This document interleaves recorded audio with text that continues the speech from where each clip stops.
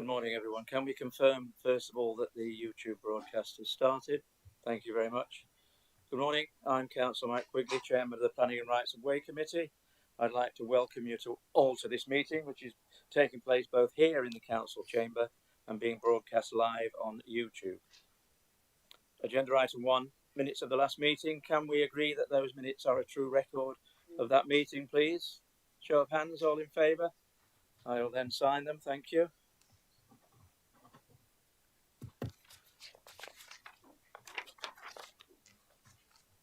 Agenda item 2, apologies for absence. We've got apologies from Rob Corden and Councillor Tom Smith substituting.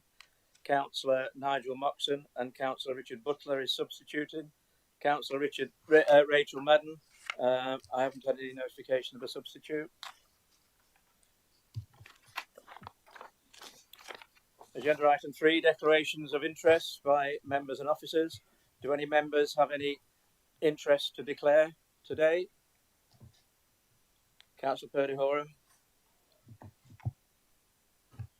Thank you, Mr. Chairman. It's not actually a declaration of interest. I just wish to clarify for the purposes of transparency that I'm the Vice Chairman of Children and Family Select Committee, and just to clarify, I've had no involvement with item 5. Thank you, Councillor Horan. Any other members? Councillor Henshaw? Yes, Chair. I've been had the emails in relation to Ellesmere Road and the Ash Disposal Lagoons. Thank you, Councillor Henshaw.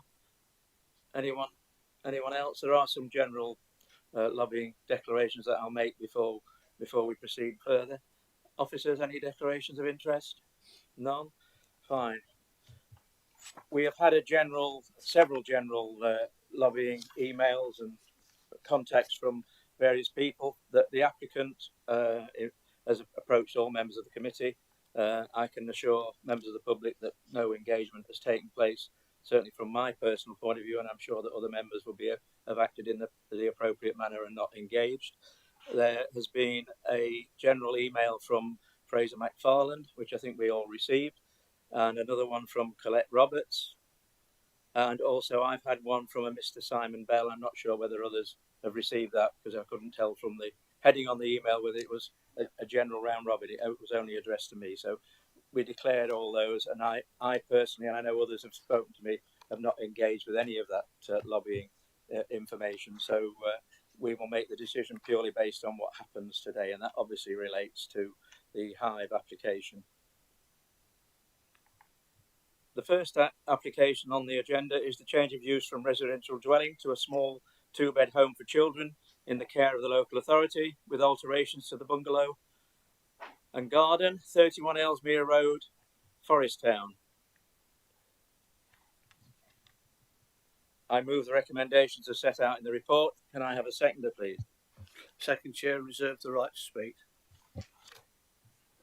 Thank you, Councillor Creamer. Thank you for that. I invite Jonathan Smith, Team Manager, to present the report and any further information relevant to the application. Excuse me, Chair, we're just having a bit of difficulty with the technology. Joel's struggling to share the PowerPoint at the moment. Give us a second.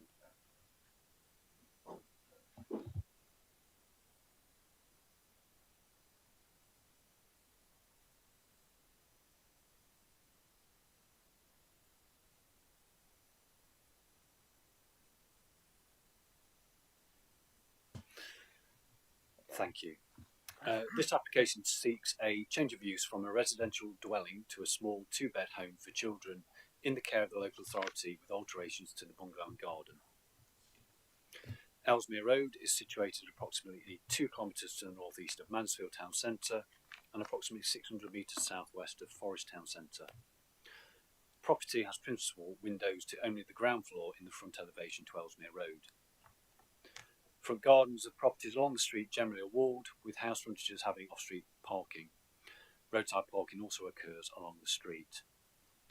The external outside space to the front of the property is a mix of paved, hard surface driveway, lawn and shrubbery, and there is a rear garden to the property. As part of the application, the driveway will be extended in terms of the hard standing with the loss of 2 small trees and the removal of all shrubbery and an area of lawn, along with the installation of an additional vehicular access and drop curb outside the property. This would result in the provision of 4 off-street parking spaces for the use of staff. The single garage door will be removed and replaced with a bricked elevation and window.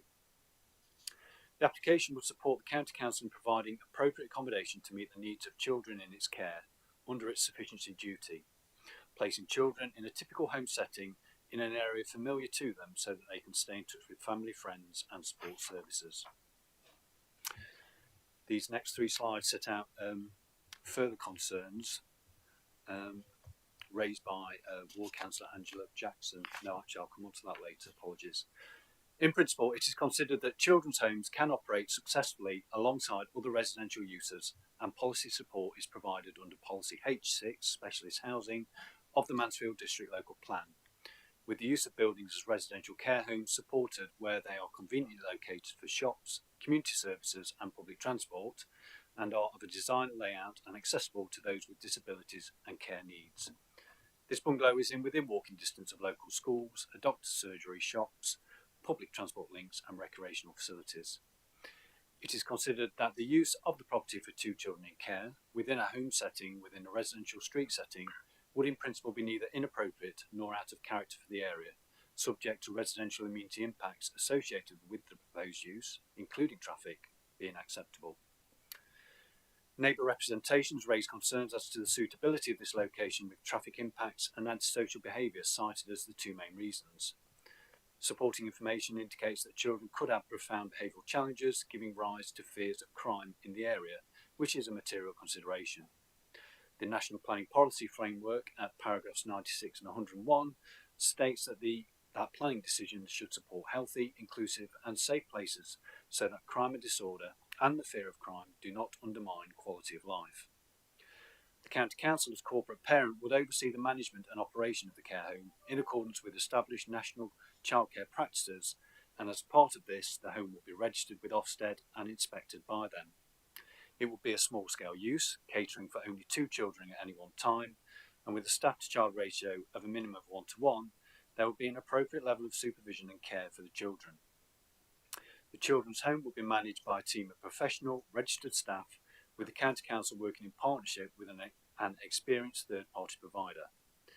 In response to concerns raised by the police at paragraphs 25 to 32 of the report and their recommended management practices, the applicant has confirmed that, as is the case in all such homes, a management plan will be put in place which would automatically be shared with the local policing team prior to the home opening. This would enable an appropriate response from the police should it be necessary. Procedures to resolve any issues arising with neighbours will be put in place, with each neighbour being provided with the home manager's contact number and email address, including an out-of-hours contact number. Should neighbour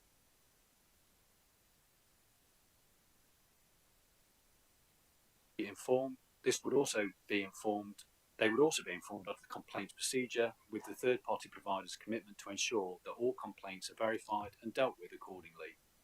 This is covered in Condition 6 of the recommended conditions, as is the requirement to meet with local residents on a regular basis. It is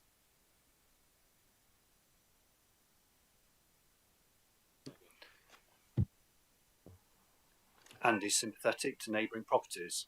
As such, the development is capable of complying with the MPPF. Concerns have also been raised about residential amenity, including noise, traffic and light impacts in what is a quiet residential road. Policy P7 amenity of the Mansfield District Local Plan supports development that would not have a significant adverse effect on the living conditions of residents through loss of privacy, excessive overshadowing or overbearing impact, and where it would not generate a level of activity, including noise and light impacts, which cannot be mitigated to an appropriate standard. There will be an established pattern of daily activity associated with staff's shift patterns at handover time. Mansfield District Council's Environmental Health Officer has raised no objections or concerns over noise and lighting impacts. The low level of child occupation, which would be restricted by recommended Condition 5 to 2 in care at any one time, would indirectly control noise levels. County Council's Highway Authority is satisfied that 4 vehicles will be able to park on the drive on completion of the alteration works. Mitigation planting or boundary fencing to the front boundary with number 29 would ensure that the neighbouring property's privacy is maintained. This will be secured by planning condition. A further statement has been received by District Councillor Jackson, raising the following: the suitability of the location, the levels of traffic using Ellesmere Road in general, and the number of vehicles associated with the proposed development, supporting the concerns raised by local residents and detailed in the report, lack of reassurance for elderly residents, issues of drug use in the local area which could pose a risk to residents and young people accommodated in the property, highlights the concerns raised by the police. The offer of providing contact details for the home indicates that it is going to be problematic in terms of behaviour and noise, issues regarding privacy from the neighbouring property, and the recommendation of a time limit to permission is an acknowledgement that there are significant concerns and so the application should be refused. It is considered that these matters have been addressed in the committee report. On the final matter of a time limit to permission, the Government's planning practice guidance on the use of planning conditions advises that circumstances where a temporary permission may be appropriate include where a trial run is needed in order to assess the effect of a development on the area. In this instance, it is recommended that planning permission is granted for a time limited period of 2 years, commencing from the time when the development is first brought into use, which would then allow an appropriate assessment of both the amenity and traffic-related impact of the children's home in operation on the local community within Ellesmere Road to support a further application at the end of the trial period. On that basis, it is recommended that a temporary 2-year planning permission is granted, subject to the conditions set out in Appendix 1. Thank you, Chair. Thank you, Jonathan. A member of the public has asked to address the committee via Microsoft Teams in a speech against the application. They have been advised that they may speak up to a maximum of 3 minutes and will be advised when 1 minute of the available time remains. When the time limit is reached, they must stop immediately and speakers should not introduce any new material beyond that already submitted as part of the application or raised by officers as further relevant information of their presentation of the report. I now invite Kevin Strawther to speak in relation to this application.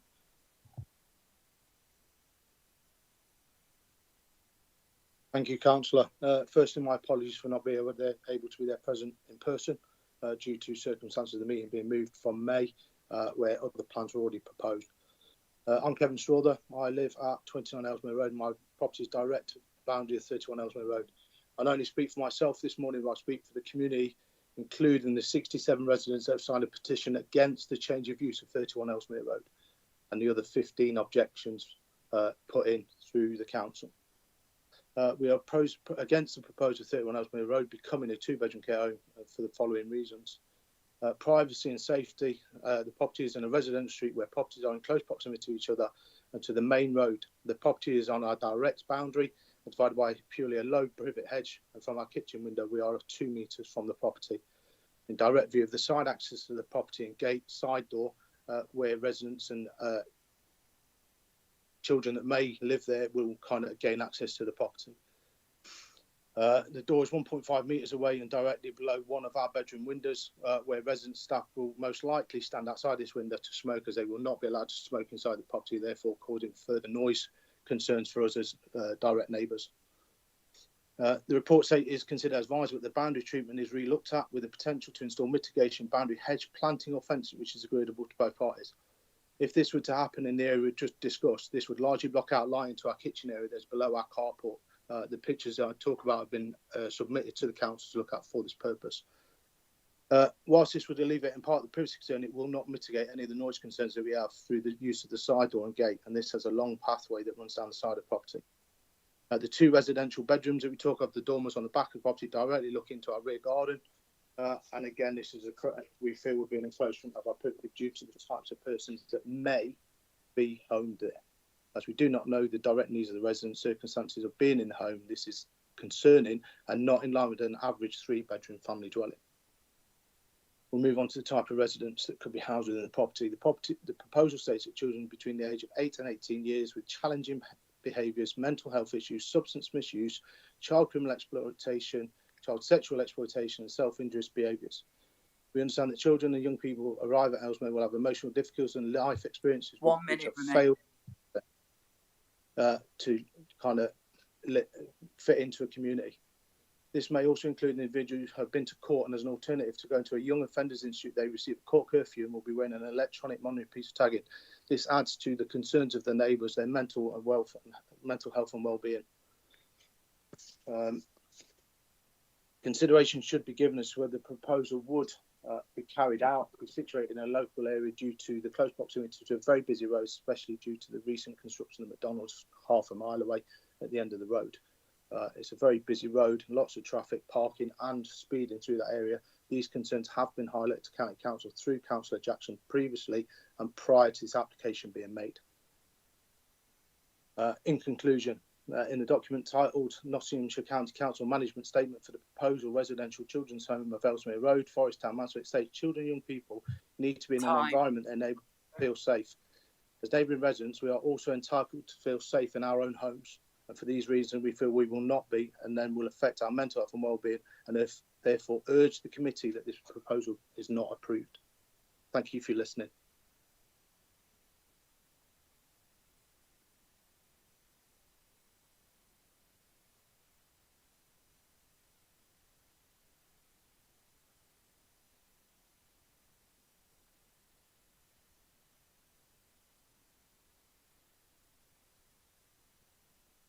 Thank you. Our aim is to keep more Nottinghamshire children in care within the county, close to their families and communities, and in good quality homes, rather than placing children out of the county. There are 962 Nottinghamshire children in care, and 197 of those originate from Mansfield. 40 of these children live in residential homes, yet only one of these live within a home in Nottinghamshire.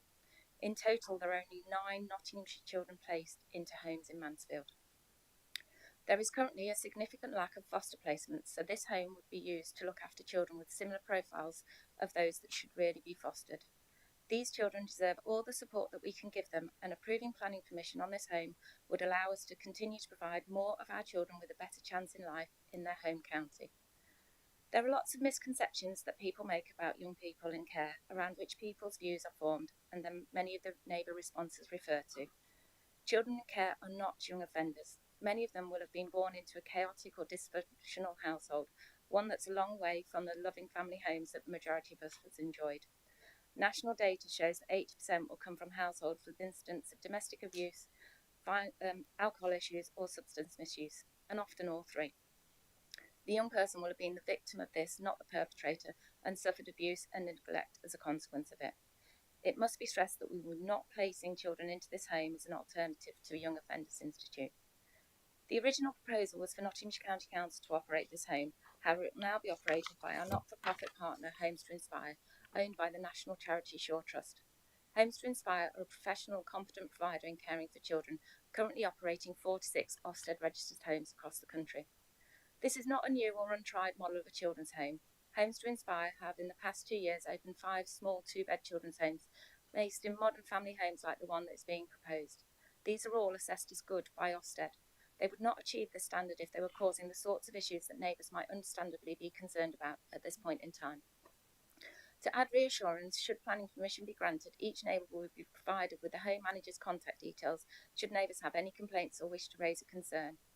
Ofsted require a thorough risk assessment when developing any children's home, which includes a location risk assessment requiring confirmation that the local area 1 minute. is itself a suitable place for children in care to live, with little or no crime, good local schools, etc. I note that the principal concern of the application raised by the public representations relates to an apparent increase in traffic and insufficient parking at the property.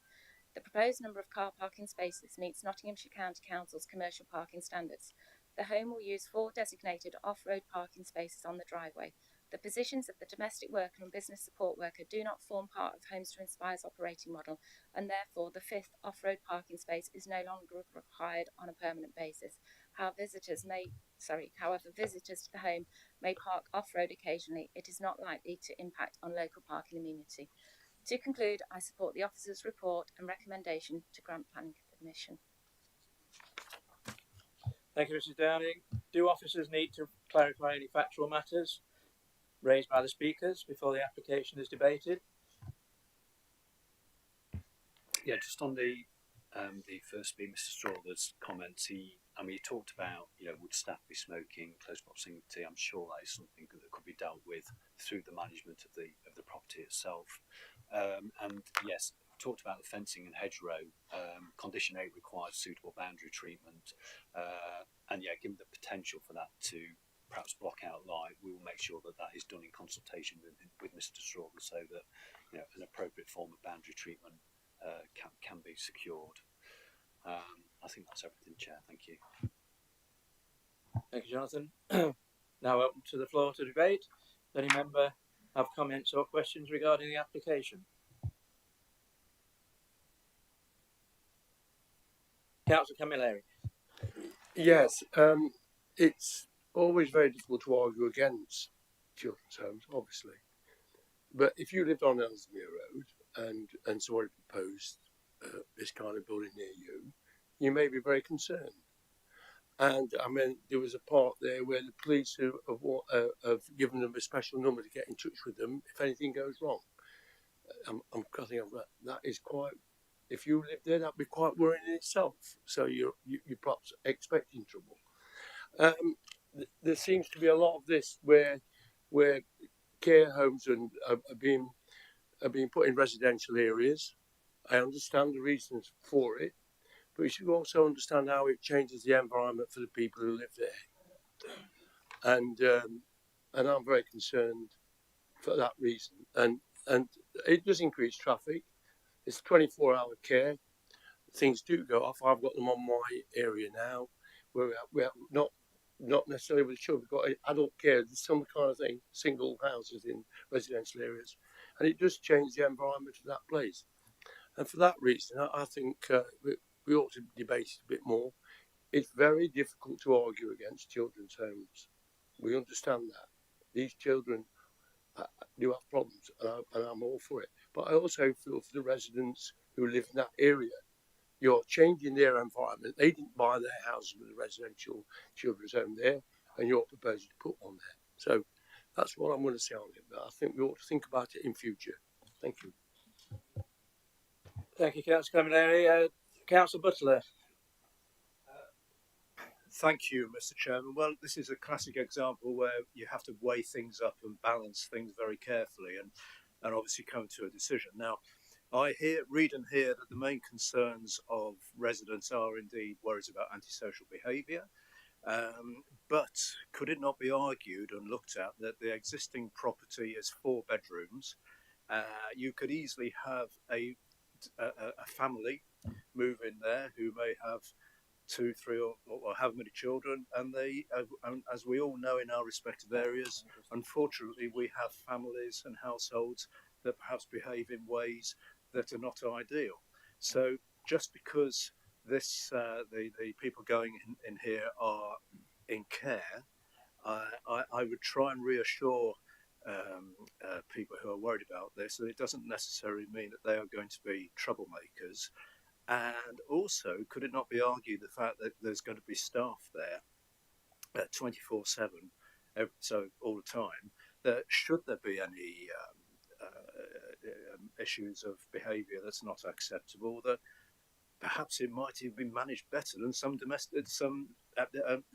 everyday households. I mean, it's just a thought going through my mind on that. Also, we heard in the report that there are similar homes like this around the county, and indeed relatively near to me there is one of these properties which actually has a lot more than two youngsters in, and you wouldn't know that it's a children's home. The only reason I know that the one I'm thinking of is a children's home is because I happen to be a councillor and I know it's there.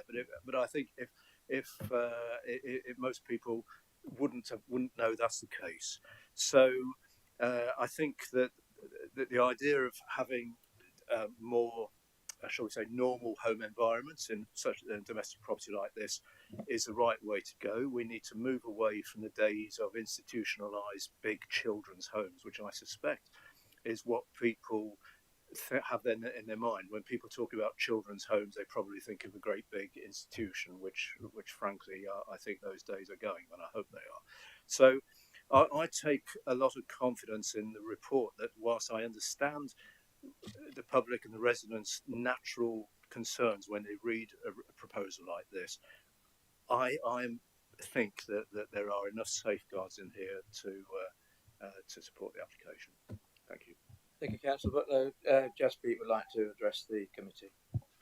Thank you, Chair. Good morning, councillors. I just wanted to make one quick point to members. It shouldn't be automatically assumed that there will be antisocial behaviour at this premises as a result of the use as a children's home. So when you are weighing up the various considerations of the matter, I would caution you from taking the view that there is automatic antisocial behaviour. Thank you. Thank you, Jaspreet. Councillor Henshaw. I thought it was Sybil before me, but yeah, I take that point that Jazz has made on board. I'm certainly not making any assumptions that there'll be antisocial behaviour, but when you read the report, there are various comments in paragraphs from various people which sort of lead people to think along those lines. Now, I've been involved with the learning disability community for over 30 years, and I'm quite aware when a lot of the long stay hospitals closed down and we were moving people back into the community, there was a lot of uncertainty from the residents that we actually put the new houses and homes for people in. But a lot of the perceived problems were eliminated because we had, and it's highlighted in the report, a good neighbour policy. That meant that we reached out to the neighbours. Very often people didn't or haven't come into contact with anybody that got a learning disability. So it was strange, it was different, there were uncertainties. But by reaching out to the community, over the years, the houses or the homes for the people have integrated into the communities, and a lot of the initial concerns were mitigated. So I'm hoping that this good neighbour policy is really emphasised in relation to the people who live in and around Ellesmere Road, because there's no greater way of getting people to go along with you than actually communicating and talking to people and talking to the people that live there and making the home and the managers and the staff accessible to the local neighbourhood, so that then if there are any problems you can iron them out straight away. And that is one of the major issues, iron the problems out straight away. And a lot of these issues are down to the management of the unit, to make sure that the staff and the manager are in tune with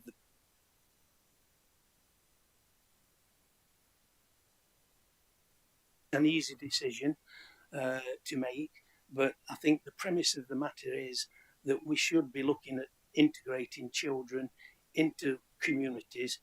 Now, if the children, it's how we select the children as well, because I would like to see children that are actually from Mansfield area come into Mansfield and not from a wider field. But the concerns, I think, need to be addressed straight. Thank you, Councillor Henshaw. Councillor Wheeler. Thank you, Chairman.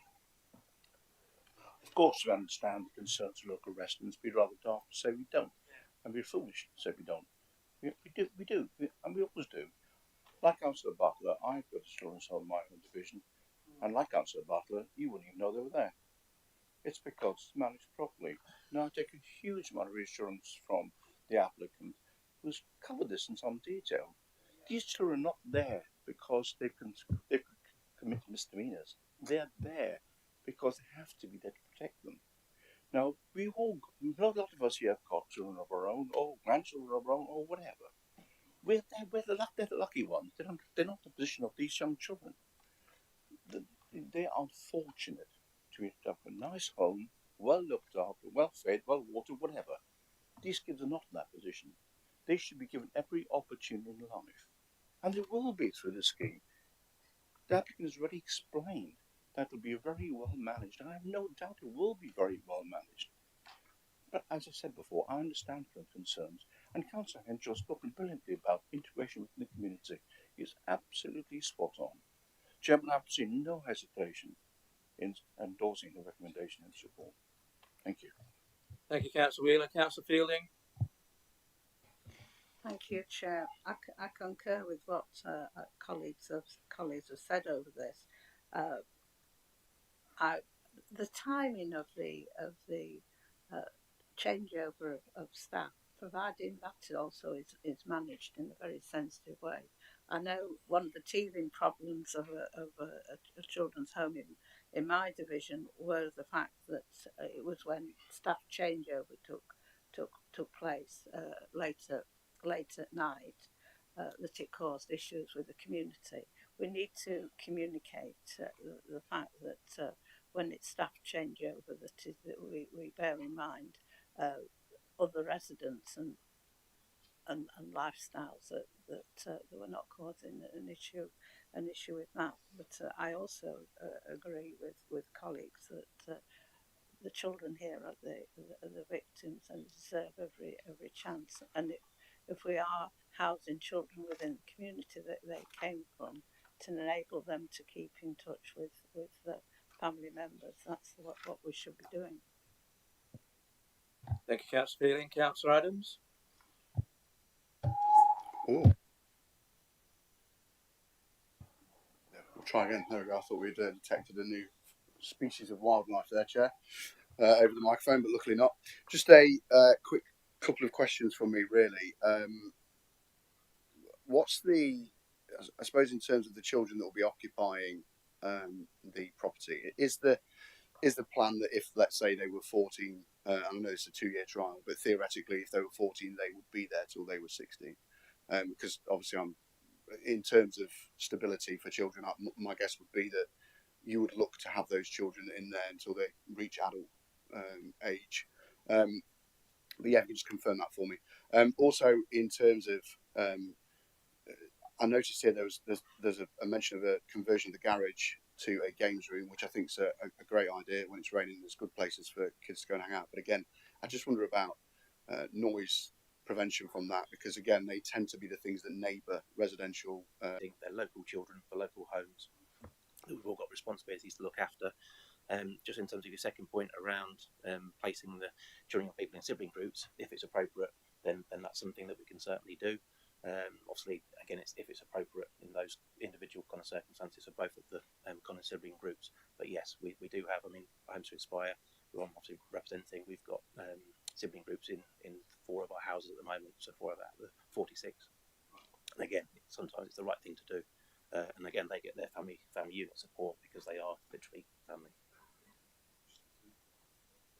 So, yep, and also interested in terms of the garage, very happy to look at that in terms of if there's any kind of anything we can do there, or the activities in that room. Can we look at any kind of sound insulation or anything like that for that kind of garage to make it, you know, a useful room when we won't kind of disturb the neighbours. So very happy to take that point and look into that. Thank you. Thank you. Anyone else? No? I could just like to say a few words. As many of you know, that my wife and I were foster carers for many years, and there would be nothing to stop families on that road actually fostering 2 children, or sometimes even more. And I can assure you that the foster children that I had caused me more angst and trouble than we're looking at when they're supervised in a children's home 24/7. I think we had the police from 3 counties at our house on regular occasions when we were fostering, but that's another story. So I'm glad to hear the response that we've had from the applicant. I know there are concerns, but I think those have been addressed. So if there's no more speakers, then can we, those who are in favour, please raise your hand. Anyone against? Any abstentions? Therefore, the recommendation is approved by the majority of the voting members. As we've got quite an interesting debate coming up, and there are a number of speakers that need to enter the room, can I adjourn the meeting and ask for the YouTube feed to be ceased while the speakers for the next application take their places, and we'll start again once everyone is seated.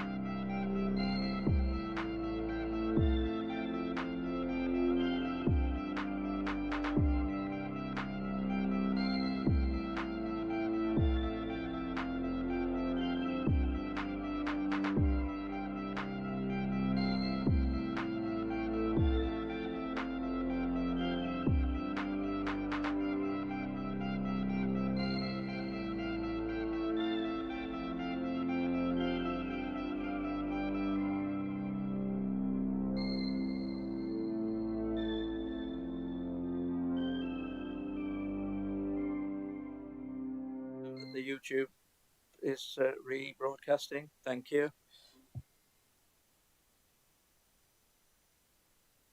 Before we start on the application, can I just repeat for the benefit of those that weren't in the room when we declared the lobbying statement, that all members of the committee, as far as I know, have had lobbying emails from Fraser McFarlane, Colette Roberts, the Hive applicant, and Simon Bell. I have the assurance, as you have my assurance, that we have not engaged with any of either the objectors or the applicant in any way other than through officers of the planning committee, and therefore we declare those as a matter of record so that everybody is covered by the global lobbying statement I've just made.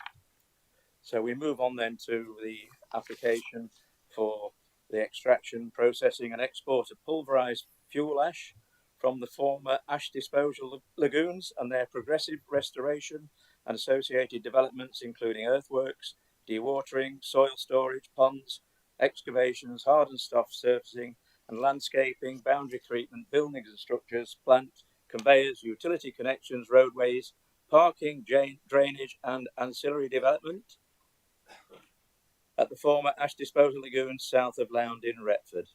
And I'll just make one further statement. My county area does take in the adjacent parish of Barnby Moor, which is, as far as the council is concerned, have raised no objections to the revised planning.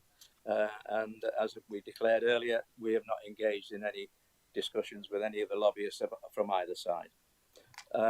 So welcome back to the Planning and Rights Committee, and I move the recommendations as set out in the report.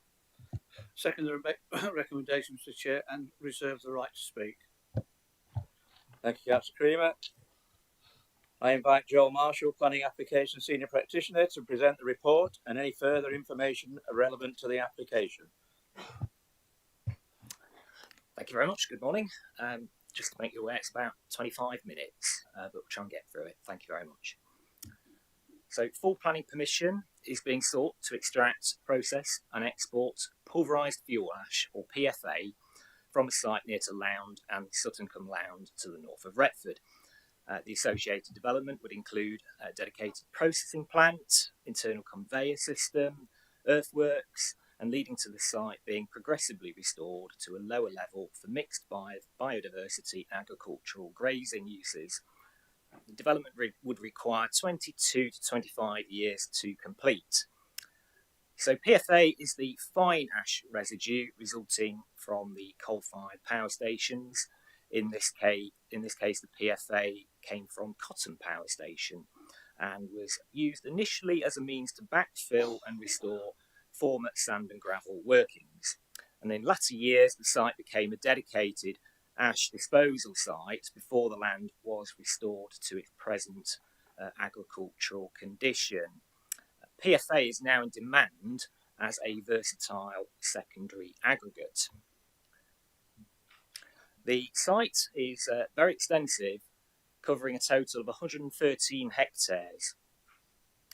The main constraints are illustrated on Plan 5 in the committee pack, notably including the Sutton and Lound gravel pits, SSI. Much of that makes up the Idle Valley Nature Reserve, managed by Nottinghamshire Wildlife Trust. A small part of that SSI does lie within the application site boundary. As shown on the right-hand plan on the screen here, the site is split into 3 areas.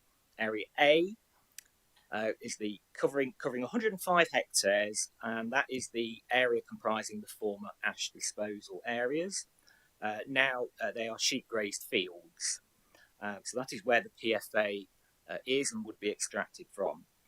Area B comprises a 5.2 hectare access corridor along the edge of several arable fields to the southwest, and this is earmarked for a haul road and conveyor line. Area C lies within the Belmore Industrial Area, formerly Belmore Quarry, and is where the main processing plant would be constructed. This is a 2.5 hectare plot currently used for open storage, and linked to this is the access out to the A638 Great North Road. In total, the applicant is proposing to extract the PFA at up to a rate of 300,000 tonnes per annum at full production, and the available deposit is estimated at around 6.5 million tonnes in total.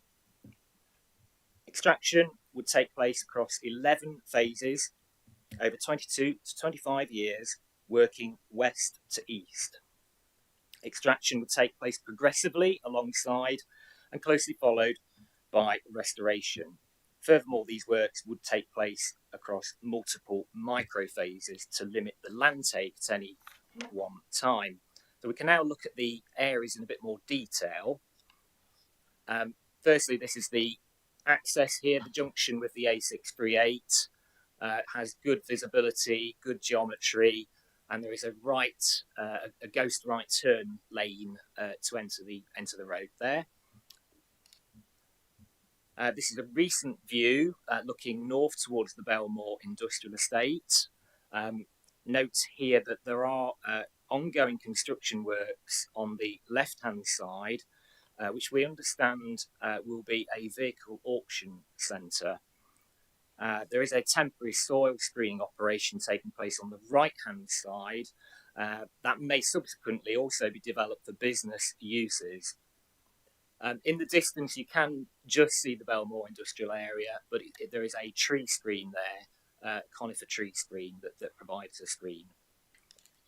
So when at the top of the access road, there are a number of businesses leading off a mini roundabout. The area we're concerned with is that one there off the first entrance. And that's the second entrance into the site. That's the neighbouring concrete batching plant, which is unaffected. Within the actual processing area, the site is currently used for open storage purposes. It's got the former surfacing on the ground there from the former quarry use. So then looking down on that from our UAV towards the site, you can see the wider Belmore industrial area. I put a star there where the processing plant would be located.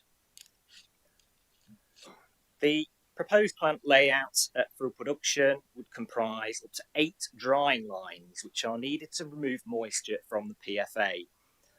The drying lines are made up of several components, which would be powered by a combined heat and power plant. The PFA drying operations would need to take place 24/7. In the northern part of the site, there would be a 2-bay storage building. And then below that, we've got up to 8 drying lines. So the storage building is in the top there. I don't think my pointer is working, unfortunately, but it's up in the top there. And then below that, you've got the 8 drying lines. There's an elevated conveyor line that brings the PFA into the building for screening and drying, and a further elevated conveyor then leading out of that into the drying lines. The finished product would then be piped into one of 4 silos under which HGVs would be stopped to be loaded. So these HGVs would comprise powder tankers or sheeted tipper type vehicles. And there's a circulatory system that goes around the site. There are weigh bridges, wheel washes, offices, parking, all included. Space also reserved for a water treatment unit if required. The extraction operations, the conveying operations, and the vehicle movements, they would take place between the hours of 7 till 7 Monday to Friday and 7 till 1 on Saturdays. There are full plans of all the buildings in the application. This is an elevation of the whole plant, which I've broken down into 2 to show it a bit clearer here. So you can see here the scale of the structures that we're looking at. You can see the elevated conveyor system coming into the building and leaving the building. That building would be at its fullest extent 50 metres by 20 metres and 12 metres high. It may be built as a single bay initially, but a second bay would follow. The silos, you can see at the bottom there, they're up to 20 metres high, and up to 4 of them are proposed. In order to link the processing site with the extraction area, it is proposed to push a haul road and conveyor corridor through a tree screen, as shown on the next slide, which is loading. And bear with me, I've got a fault.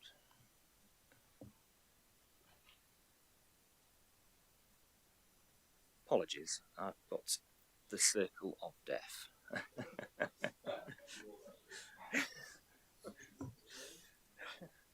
But I'll press on if need be.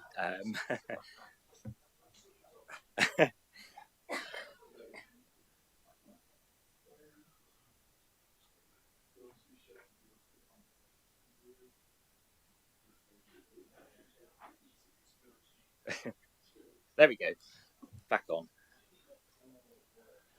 So from above we can see where this conveyor line and the haul road would head through that tree belt there, and then from above we can see that the line would then follow through into the adjacent fields, heading northwards up to the first PFA areas.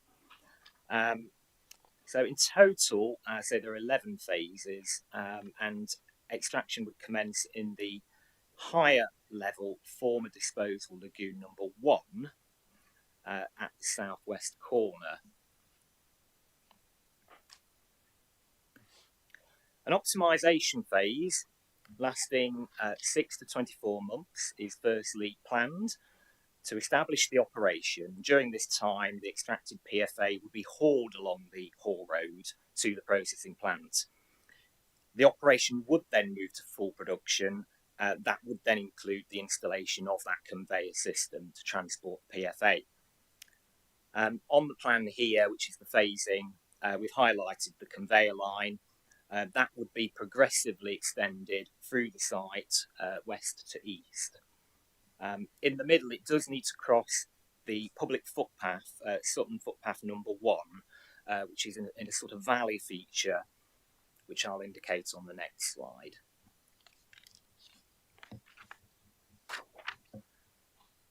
So that's the valley feature in the summer, and in the winter, I've got a winter view, a bit more bare.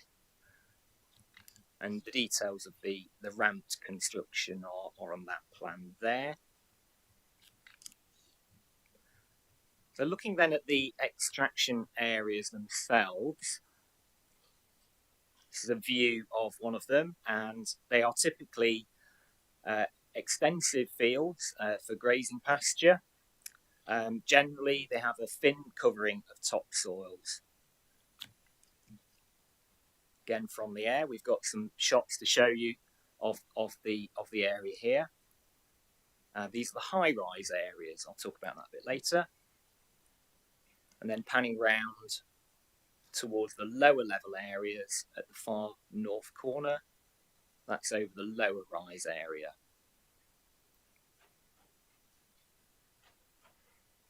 That's the low rise area there. Where we have the high rise lagoons, there are embankments. Many of these are now well vegetated, with a mix of deciduous and coniferous trees and scrub. That one and that one shows the embankments vegetated. The embankment along Lound Low Road is a little bit different. It's more open and has a very managed hedgerow, which you can see there behind the trees there. There are a number of residential properties in the vicinity. There are 2 properties associated with a fishery on Lound Low Road. This is Lound Low Road. There is Sutton Grange Farm and Low Farm as well. There are also 2 properties over towards the Great North Road on the frontage. This shot shows the Belmore farmstead. It comprises a number of conversions from the former farm buildings. So the application is supported by a very large and comprehensive environmental statement, which has been updated as the plans have been revised. This application has also been extensively publicised. It's benefited from detailed pre-application discussions with the council. The applicants themselves have undertaken a range of community consultations and events. As noted in the report, we have objections from the host parish council, which is Sutton-cum-Lound Parish Council, and also from Lound Parish Council. We have also an objection from Bassetlaw District Council.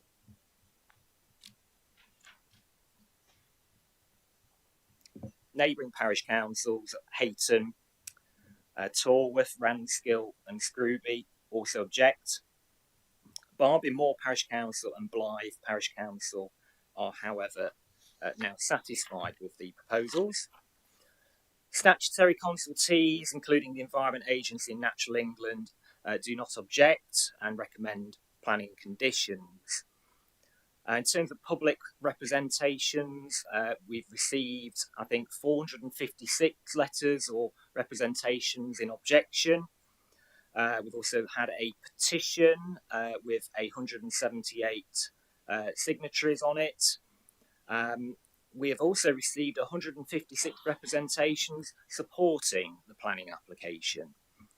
Those opposed generally cite impacts to the natural environment, including to the nature reserve, loss of amenity for residents as well as recreational users through noise, dust, contamination issues, HGV traffic concerns, concerns for water quality, flood risk, cumulative impact, and also questions about claimed carbon savings. Those in support cite the economic benefits and jobs that would be created. They support the reuse of what would be a waste material, and they support the proposed site restoration in terms of its reduced landform and the biodiversity gains that that would provide. PFA is classed as a secondary aggregate of local and national importance by the National Planning Policy Framework, effectively in the same way as many other minerals are. The key planning policy that members need to consider is this one here, which is policy MP5 in the Minerals Local Plan. And this provides support for increasing the supply of secondary aggregates where there are no significant environmental, transport or other unacceptable impact. It is clear that this policy seeks to distinguish between impacts that are unacceptable for whatever reason versus more general impacts. It's a high-level overarching policy into which various conclusions on matters of detail can be fed into. PFA is a versatile material. It can be put into building products, cement uses, civil engineering uses, a whole variety. The county is no stranger to PFA, and other deposits are currently being worked near to West Burton and at Radcliffe on Soar Power Station. The latter is due to close in a matter of days. That will end coal-fired generation in England, in UK, and it will also consequently end the supply of fresh PFA nationally. PFA can replace the need for primary aggregates. Its properties can help strengthen concrete, it can help decarbonise cement and concrete production, and that is a hugely carbon intensive process. The PFA at Lound, as I say, comes from cotton. Due to its known quality and consistency, it is being targeted particularly for its application in cement applications.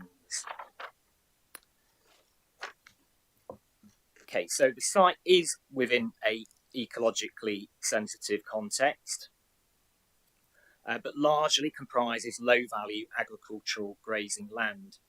The vegetated embankments do, however, provide shelter and movement routes for a range of bird and bat species. Following amendments that have been made to the application, it can be noted that there would be no direct loss or impact to the SSSI or to the nature reserve. The part of the Southern Lagoon embankment, which forms part of the SSSI, would now be retained. A local wildlife site designation covers some areas beyond the SSSI area, including 2 parks within the application site. The proposals would result in the loss of 2 small areas of this local wildlife site to accommodate the conveyor and haul route corridor, linking the Central Valley feature at footpath 1. The loss in total is less than 0.5% of the overall local wildlife site and is considered justified in order for this access corridor to avoid impacting the SSSI area. Compensation for that loss would come through the proposed site restoration. Much of the vegetation and trees on the embankments would need to be removed in order to achieve the desired lower landform. The materials within the embankments are required for creating that landform. Site restoration, as shown here, has been significantly revised during the course of the application, provides a good balance between areas to be restored predominantly for biodiversity and areas which can provide for the continuation of the present sheep grazing operation. These actually provide an overall net gain in biodiversity terms of 44% and 134% in terms of hedgerows. The restoration would deliver habitats, as I say, such as hedgerows, woodland, shallow water bodies, reed bed, wet grassland, increasing the breeding, roosting, foraging and commuting habitats available for a range of species. Furthermore, the applicant has agreed to commit to 30 years of long-term management of each restored area. The restoration of the access corridor would be back to its current arable condition. That's generally, therefore, a neutral outcome. Particular concerns have been raised regarding the indirect impact of the development to species and habitats through effects of noise, dust, other emissions, changes to water levels, etc. These matters have been considered in some detail by the council and by the applicant, and with discussions with relevant consultees. The embankments provide embedded mitigation to reduce noise, visual and dust impacts. The use of microphasing and wet working methods also does help to limit the impact. And further mitigation for noise is required, however, particularly for the start of the bird breeding season, and that needs to set out the details of the timing for certain short-term noisier operations, typically things like soil stripping. The outline details of that mitigation have been provided, and officers and Natural England are content with those, and that the final details can be secured under planning condition. It's considered that the concerns from the Nottinghamshire Wildlife Trust have been or can be addressed through such further mitigation, and the Trust will also be invited onto a steering group overseeing the site works and the restoration works. Okay, so moving on to a landscape issue. So parts of the site are clearly an engineered post-industrial creation, and the embankments are quite noticeable, particularly up close. So we've got a shot there of the existing at the top.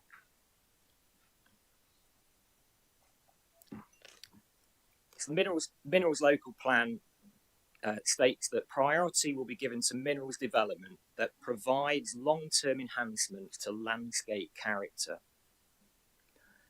The landscape restoration envisages a biodiversity-led scheme combined with some agricultural grazing, including the provision of reed-fringed wetland, wet grassland, ponds, ditches, pasture, woodland, hedgerows. These features would provide an enhancement at the site and more widely to the local landscape character and provide habitat connectivity to that area. It also provides a more sensitive landform. The extraction operations would take place largely screened from views using the existing embankments. However, there would come a point where the completion of the restoration in these areas requires the embankments to be removed or lowered. And that's what we're looking at here. We've got a visual impression below of the lowered embankment there at year 1 of restoration. So at that point, when that embankment comes down, we can expect a noticeable visual impact of earth-moving works and activities to bring that embankment down. Generally, that work will take a matter of days or weeks to undertake, and then the planting can go in to restore that boundary and complete the landform. So the main area concern here is around the Belmore Farmstead. That is looking towards, the Belmore Farmstead is just to the left off that shot there. Okay, the next one is a further artist impression from the applicant in the Central Valley area with footpath 1. Again, that indicates the current embankments being brought down and the lower landscape that would be created behind after it's brought down. And there's a couple more to look at. This is a long distance view across one of the lakes, and the skyline there changes with the removal of the high level lagoon. And then we've got a view on Lound Road. Here we can see the embankment coming down somewhat, but the hedgerow will be allowed also to be grown up a bit. So that's the change there on Lound Road. So there are benefits here for the local landscape character, notwithstanding some inevitable temporary harmful effects. The landscape advisors of ours are satisfied with the application. Just to note that the processing plant that we looked at earlier, that's in a very suitable location within the Belmore Industrial Estate, and is well screened by the conifers. Briefly on heritage, there are no designated heritage assets within the site and low potential for archaeology. There are distant views over towards the Grade 1 listed St Bartholomew's Church in Sutton-cum-Lound, and Lound also has a conservation area. This rural landscape has, however, been affected by large-scale mineral extraction and then later the PFA disposal, and that has significantly weakened the association of the rural area with those heritage assets. And the removal of the PFA and the reduction in the height levels of the land would be beneficial in landscape and heritage terms. But there would be some minor impacts during the actual working operations. However, they are justifiable, outweighed by those wider public benefits. So all the public footpaths on the site would remain open. Footpath 1 would require a short-term closure to construct the ramped crossing. Obviously, users of that path would also experience some temporary visual and noise impact, particularly when the western embankment is taken down as part of the works there. Footpath 2, which crosses the Belmore site entrance area, that would remain unaffected. However, a review of signage in that area would be appropriate to maintain public safety. But the rights of way advisors are satisfied with the proposals. In terms of traffic, the export would require around 4 HGV movements in and 4 out per hour, in addition to some staff car movements. The vehicles could route north or south on the main road there. Whilst concerns around added HGV traffic have been noted from several parish councils along the route, the additional traffic levels are not excessive, and the network can comfortably accommodate that traffic. There's no objection from highways. Noise levels from traffic is not expected to noticeably change either. A routing strategy can be the subject of planning condition. A staff travel plan can also be conditioned. Following community concerns around possible dust emissions, the applicant has provided a full dust management and monitoring plan that comprehensively deals with the issue. The revised approach to using microphasing also limits the area of exposed ground at any one time, which does help limit dust, and water can also be deployed as well. In terms of noise, the applicant has demonstrated the works can take place within nationally acceptable noise levels for minerals working. Noise limits for the nearest properties should be conditioned. Short-term noise from the temporary activities, including soil stripping and the embankment removal works in particular, they are unavoidable, but still within the prescribed limits and timings. Concerns have been raised regarding pollution from the PFA. So PFA will contain trace elements of heavy metals and other matters. Any water that comes into contact with the PFA would be regulated by the Environment Agency through an environmental permit, and water would be put through a series of filter ponds and water treatment plants if required, to remove or to clean that material, clean that water up to the standards that the Environment Agency require. There is no evidence the site was used to dispose of asbestos. The one sample of this material that has been encountered in the site investigation is considered an anomaly. The applicant proposes a means to watch out for and deal with any further such contaminants.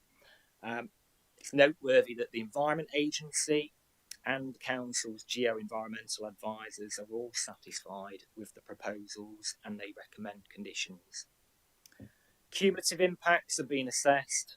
There are a number of developments taking place in the North Retford area, including, as we saw earlier, around the Belmore area. They've been taken into account in reaching the recommendation. There's no significant impacts there. In terms of the overall planning balance, there are several aspects weighing strongly in favour, including the provision of a new supply of PFA, potentially saving up to 5 million tonnes of carbon emissions if this were to be used as a substitute to traditional Portland cement.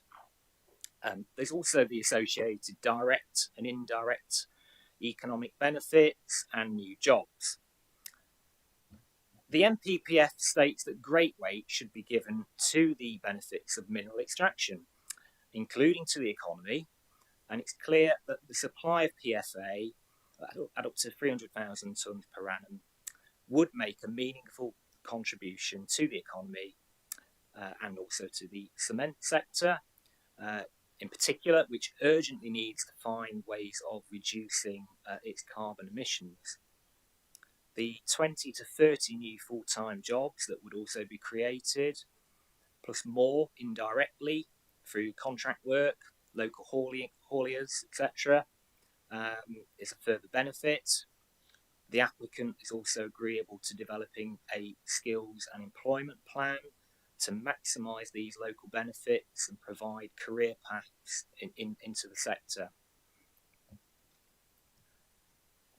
The final restoration of the land to a lower landform, together with the provision of new habitats, would have, delivering a biodiversity net gain of some 43%, is also considered significantly beneficial and would be progressively delivered over the expected lifetime of operations.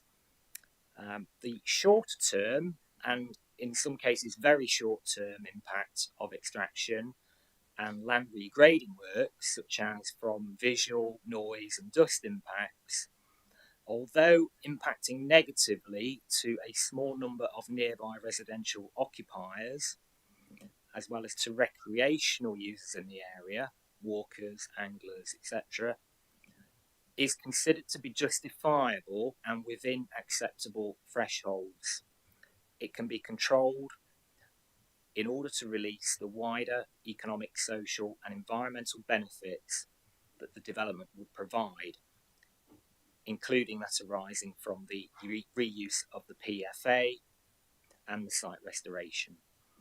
Less than substantial harm to the outer setting of local heritage assets are also outweighed by the public benefits and would be a temporary impact in any event. Therefore, having assessed the main issues and the potential impacts of the proposed development at both the operational and restoration stages, officers consider there to be no unacceptable impact, either on an individual issue or in cumulation with other effects. The proposed development is considered to be in accordance with the development plan when read as a whole, with particular reference to the Nottinghamshire Minerals Local Plan, and as such, planning permission is recommended to be granted, subject to the appended planning conditions. Thank you very much. Thank you, Joel. A local action group, No Way PFA, and the applicant and their agent have requested special presentations to make their respective cases for and against the application, which we've granted in this instance due to the size and complexity of the application and the high level of public interest it has generated. They will have 10 minutes each to provide their special presentations and will be advised when 1 minute available remains in the time allowed. When the time limit has been reached, the speakers must stop immediately. Speakers should not introduce any new material beyond that submitted already as part of the application or raised by officers as further relevant information in the presentation we have just heard. The pressure group No Way PFA has requested that a video be played in place of their speaking, setting out their objections to the application. This video will now be played, subject to technological... No, I think we've resolved the problem, so the video will now be played.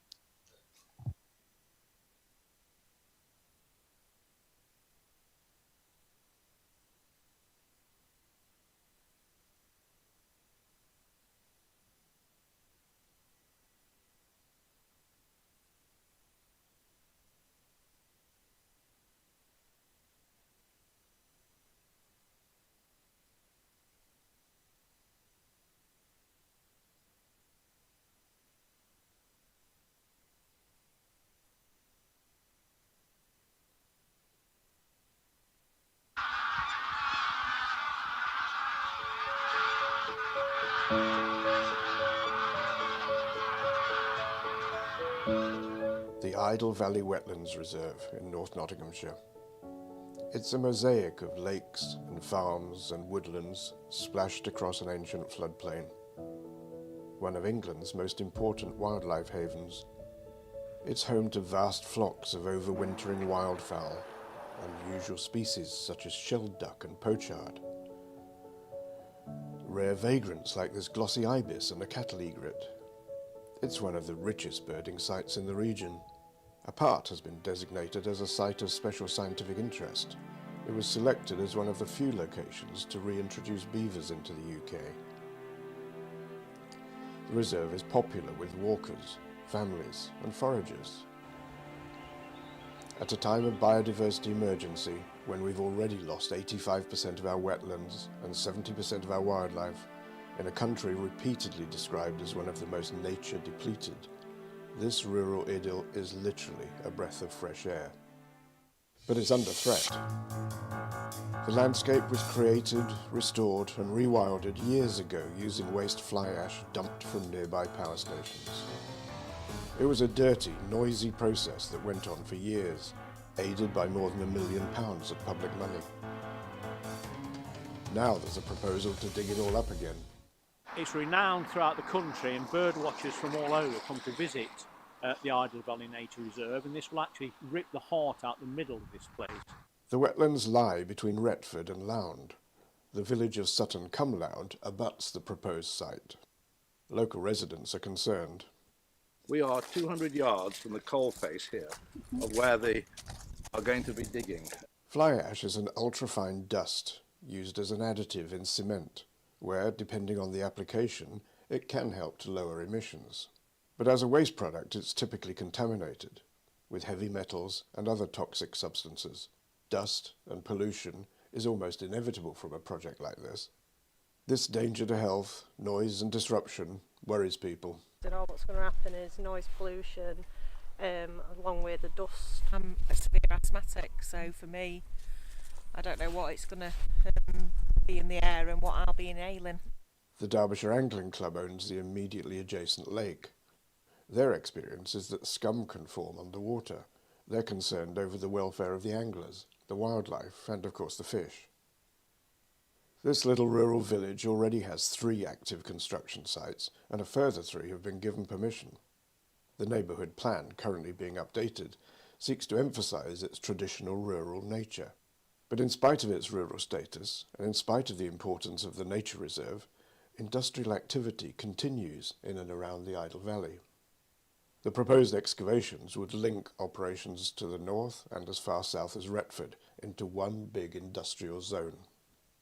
The fact is that, we've got employment, we've got housing growing in Retford, and we've always had that industrial site over there, but the fear that those will be joined up and this will become an industrial site that will create noise, it will create dust for the local community, but it will completely destroy what we have here. Industrial activity is expanding even now. Work has started on an 18-acre site immediately adjacent to where Hive proposed to put their processing plant, sharing the main access to the nature reserve and out onto the A638. Just yards away lies the new 400-unit Trinity Fields housing estate, with yet another section allocated to new business. The cumulative effect of all these is a major concern, not least in regard to traffic. This housing estate alone is likely to generate 250,000 vehicle movements annually onto Retford's already congested North Road. Hive's proposed 26,000 heavy truck movements would add vastly more emissions, as well as congestion and safety fears. Traffic fumes are a major cause of illness and death, especially in school-aged children, and not just from the exhausts, but from tyre wear, which presents an even greater threat. Across the region, councils are allowing farmland and natural spaces to be converted into housing estates and industrial parks. Land use conversion accounts for 1/3 of the causes of global warming and for most biodiversity loss. Scientists say that we need to preserve and protect between 30 and 50% of the Earth's surface. The UK is a signatory to the Kunming-Montreal Framework Agreement, which commits us to protect and restore 30% of our land by 2030.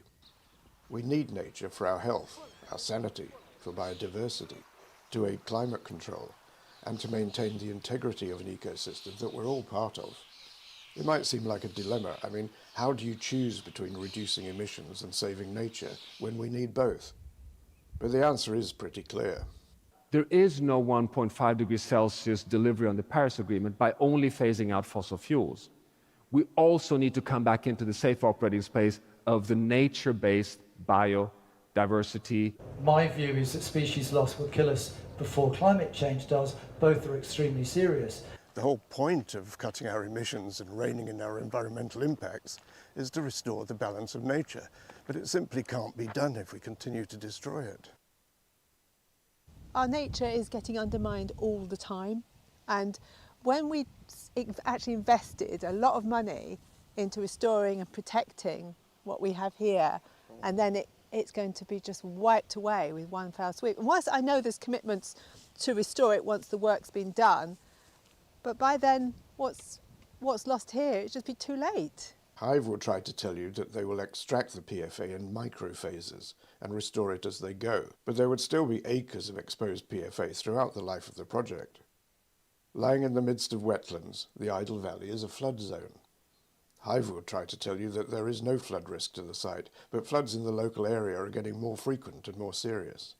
They also say PFA isn't contaminated, but this simply isn't true. A range of toxic materials have shown up in their own analysis. They say there will be a gain in biodiversity, but this is not based on species nor wildlife populations. They call it a circular economy project, but it's not. This is greenwashing.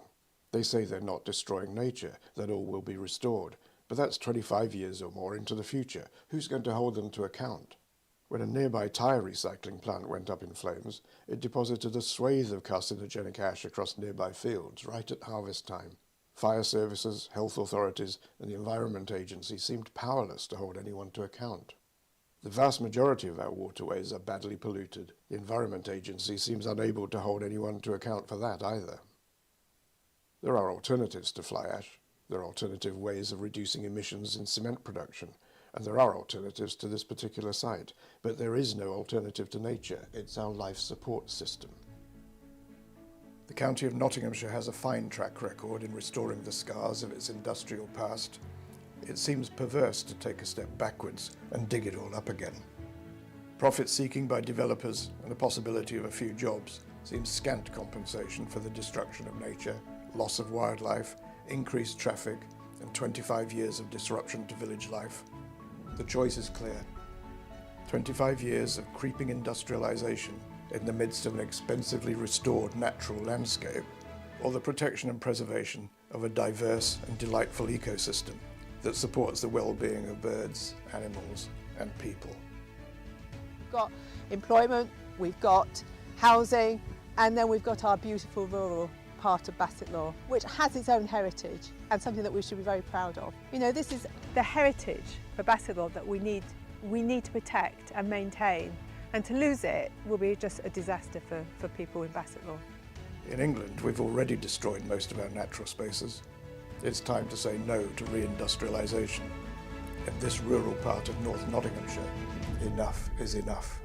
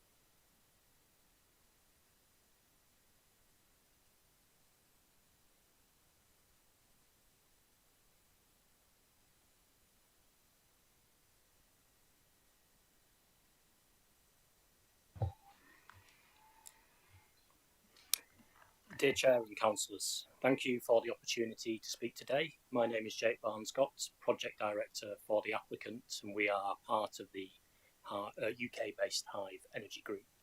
Next slide, please. We are a global leader in green energy and the circular economy, delivering a diverse range of projects in the UK and around the world. These include rewilding 7,000 hectares of land in South Africa and several globally significant green hydrogen hubs. The application before you today is one of our circular economy projects. It is one I've worked on personally for over 3 years, and it would bring real economic and environmental benefits to the local area, Nottinghamshire and the UK as a whole. The project would play an important role in fighting climate change, something that is affecting every single person here today, because we want to use the PFA to decarbonise cement, one of the biggest carbon emitters on the planet. In fact, if the cement industry were a country, it would be the third largest carbon emitter in the world, behind only the United States and China. PFA, on the other hand, can save close to 1 tonne of carbon for every tonne used in place of traditional cement. This project alone could save up to 5 million tonnes of carbon. It is a proven way of decarbonising cement, and it is available today. We need to extract from landfill because the supply is ending. It is a circular economy solution, turning waste into a high quality product and conserving natural resources. The progressive restoration of the site means that rewilding and new habitats will start to emerge after only 4 to 5 years. There will not be a 25-year wait, replacing the poor quality grazing land at the site. There would also be numerous economic benefits too. £30 million of investment, 90 to 100 jobs on site and in the supply chain, a Jobs for Local People initiative, and a community benefit fund for local parish councils and groups. I am pleased to say that the project has received over 150 letters of support, including from local residents, businesses, students, university and college professionals, and business groups too. We have carefully listened to feedback received and made numerous changes to the project for the better, adding additional management and mitigation measures and significantly improving the restoration scheme. I'll now hand over to Colin Turnbull, our planning lead, to talk through the technical planning aspects of the project. Thank you, Jake. Thank you, Jake. Thank you, councillors. Next slide, please. So as your officer has explained, there are 2 key policies applicable here. The National Planning Policy, paragraph 217, explains the great weight that should be given to the benefits of mineral extraction, and it defines the secondary aggregate suppliers of national importance. Secondary aggregates have many benefits. They reduce the need for quarrying of primary aggregates, and in this case, there's around 1.6 tonnes of limestone quarrying that is the extraction of PFA, where environmentally acceptable. So we recognise that this is probably the first application to come forward following the introduction of policy MP5, and that is why we provided additional documentation in our application, including a need and alternative report. So next slide, please. So the report lists out the many other large single source deposits of PFA around the country, and this includes aerial imagery of each site. I'm not going to take you through it, but I've summarised on that slide what that report contains. Many of these are near former power stations, as you might imagine, but many of these are near coastal or river habitats, or towns and cities. The conclusion is all the sites are equally or more constrained than this site. Many are much more constrained. For example, they lie within nationally designated nature sites, or they adjoin urban areas. So it's not the case that there are lots of other PFA extraction sites that are better. It is also not the case that there is a choice between this site or one other site. Multiple sites will be required to meet demand.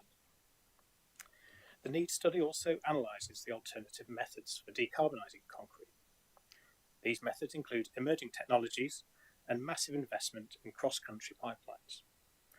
It is widely recognised that multiple methods are required to decarbonise concrete and preserve construction jobs. In fact, the needs study explains that 10 sites of this size around the UK would be required even if we rely heavily on alternative emerging technologies. So I'll now hand over to our environmental impact assessment expert, Sue Kane. Thank you, Colin. Next slide, please. We understand the concerns of local communities regarding the environment. That is why an environmental impact assessment has been undertaken in accordance with legislation. A process of regular consultation with environmental statutory consultees and Nottinghamshire County Council was also initiated. At the conclusion of this process, no objections were issued to the application. First and foremost, no land would be taken from the SSSI or the Idle Valley Nature Reserve. Next slide, please. To reduce the risk of flooding, the hydrological disconnect with the Idle floodplain would be maintained with the retention of the southern and eastern banks adjoining the SSSI and Nature Reserve, ensuring no flood risk to surrounding communities. With regard to traffic, up to 4 HGVs per hour would enter and exit the site via the A638, which was purpose-built for HGVs. The traffic generated represents a small 2% increase, which would not cause issues for local traffic. Next slide, please. To limit dust and noise impacts, a microphased approach will be adopted, which limits the area of extraction to less than 1% of Area A at any one time. The sequence of extraction provides a topsoil strip, a dig down, and then progressive extraction at depth, shielded behind lagoon embankments. Next slide, please. Environmental controls for potential noise, dust, ground, and water contamination are provided in a construction environmental management plan, which must be implemented before any works commence. This includes both physical and management measures. Noise would be monitored to limits agreed with Natural England and Nottinghamshire County Council. Regarding contamination, investigative work has been undertaken on site and the results have identified no evidence of widespread contamination that would be a threat to human health. Stringent controls have been written into the plan regarding contamination, which commits to undertaking further investigation before the start of extraction in each subphase. Should further contamination be found, control measures would be deployed with no further work to take place until it is safe to do so. Next slide, please. The site is currently grazing land of low ecological value. Hive would progressively deliver large areas of new priority habitat, providing a biodiversity net gain of over 40%. The Restoration Master Plan would provide a species-rich landscape with new habitats and wetland to complement the SSSI and the Idle Valley Nature Reserve. Next slide, please. The master plan would also provide improved access with new permissive footpaths and bridleways, interpretation and bird watching opportunities. On completion, the new open spaces, woodland and water bodies will provide a new recreational resource for the local community. I will now hand back to Jake to conclude. Thank you, Sue. I'd now like to close with a few final points. We don't want to wipe out nature. We want to progressively restore it and save millions of tonnes of carbon in the process. Potential impacts have been thoroughly assessed and where necessary mitigation secured, and there are no objections to the proposals from statutory environmental consultees. We want to be a good neighbour and continue to work with the local community throughout the lifetime of the project. We believe it is environmentally acceptable, brings numerous benefits, and is fully compliant with your development plan. I therefore ask you to take your planning officer's recommendation and vote to approve a project that will benefit Nottinghamshire and the UK, help boost economic growth, conserve natural resources, and fight climate change. Thank you. Thank you. We will now hear from members of the public, representatives of Sutton-cum-Lound Parish Council and the County Councillor representing the area. Representatives will speak for a maximum of 3 minutes each, except for the County Councillor, who is allowed to speak for 10 minutes, as per the committee's public speaking procedure. They will be advised again when 1 minute is available, and when the time limit has been reached, the speaker must stop immediately, and speakers should not introduce any new material beyond that submitted already as part of the application or raised by officers as further relevant information in their presentation of the report. I now invite Councillor Fraser McFarland who is speaking as a member of the public and not as a representative of Bassetlaw District Council, to speak against the application? Thank you for allowing me to speak today. I'm here as a district council representing the a ward neighbouring the site, including the parish council of Ayton, who oppose these plans. Let's first address the significant increase in traffic this project will bring to our roads. The proposed extraction of 300,000 tonnes of pulverised fuel ash, including toxins, heavy metals, asbestos and pollutants, annually will require extensive transportation infrastructure. This means hundreds of every lorry is passing through our local villages and roads every week, increasing the strain on already limited transport network. This traffic will not only disrupt daily life, but also pose safety risks, particularly in more rural and residential areas where roads are not designed for such heavy use. The second concern is air pollution. Despite assurances that low-energy drying methods will be used to process the ash, there is no avoiding the fact that this project involves large-scale industrial extraction and processing activities. The dust emissions from lorries and the overall industrial nature of the project will inevitably have a negative impact on the air quality. This is a particularly sensitive issue given the proximity of residential areas and schools to the site. We cannot afford to compromise the health and well-being of our communities, especially when the long-term effects of such industrial pollutants are well documented. Finally, we must consider the environmental impact of the development. While the proponents argue that the project will contribute to decarbonisation and biodiversity net gain, we should question whether this offsets the local environmental harm. The site is close to the Sutton Lound gravel pits of scientific special interest, which is aimed to enrich biodiversity. Although they claim mitigation measures will be put in place, the reality is that this construction noise, the movement of heavy machinery, are likely to disturb wildlife and damage the fragile ecosystem around this area. Furthermore, the development could potentially alter the landscape permanently, disrupting both the natural environment and the character of the area. In conclusion, while the project may offer limited economic benefits, these are outweighed by the detrimental impact it will have on traffic, air quality and the environment. I strongly urge the Planning Committee to reject this proposal for the sake of our community's health, safety and natural heritage. Time to put people before profits and oppose these plans. Thank you. I now call on Councillor Darrell Polk, who is speaking as a member of the public and not as a representative of Bassetlaw District Council, to speak against the application. Thank you, Chair. Darrell Polk, Bassetlaw District Councillor, Sutton Ward. Within 1 kilometre of this huge 107 hectare extraction site lies Sutton, Lound, Tilnham and a chunk of the market town of Retford, including a brand new development at Trinity Farm, still under construction. Several properties at Belmore Farm are only 150 metres from the northern embankment and 130 metres from the western edge, and Sutton Primary School is well within the 1 kilometre radius downwind of the site. Let me set out what we know. We know this land was formerly quarried and the impact that had on local communities. The site was filled with fly ash, which often became windborne and distributed over a wide area. But the site is now restored, as promised. We know the County Council's Mineral Local Plan says that sites should not be extended beyond a period which is considered acceptable. Surely this should apply to revisiting a site already restored. We know there are toxins, heavy metals, asbestos and pollutants within the ash. We know these are only safe when undisturbed. We know, and the report confirms, that noise, light and water pollution would have a detrimental effect on natural habitats and wildlife. Endangered species could be wiped out forever, such as turtle doves referred to in the report and the recently reintroduced water voles.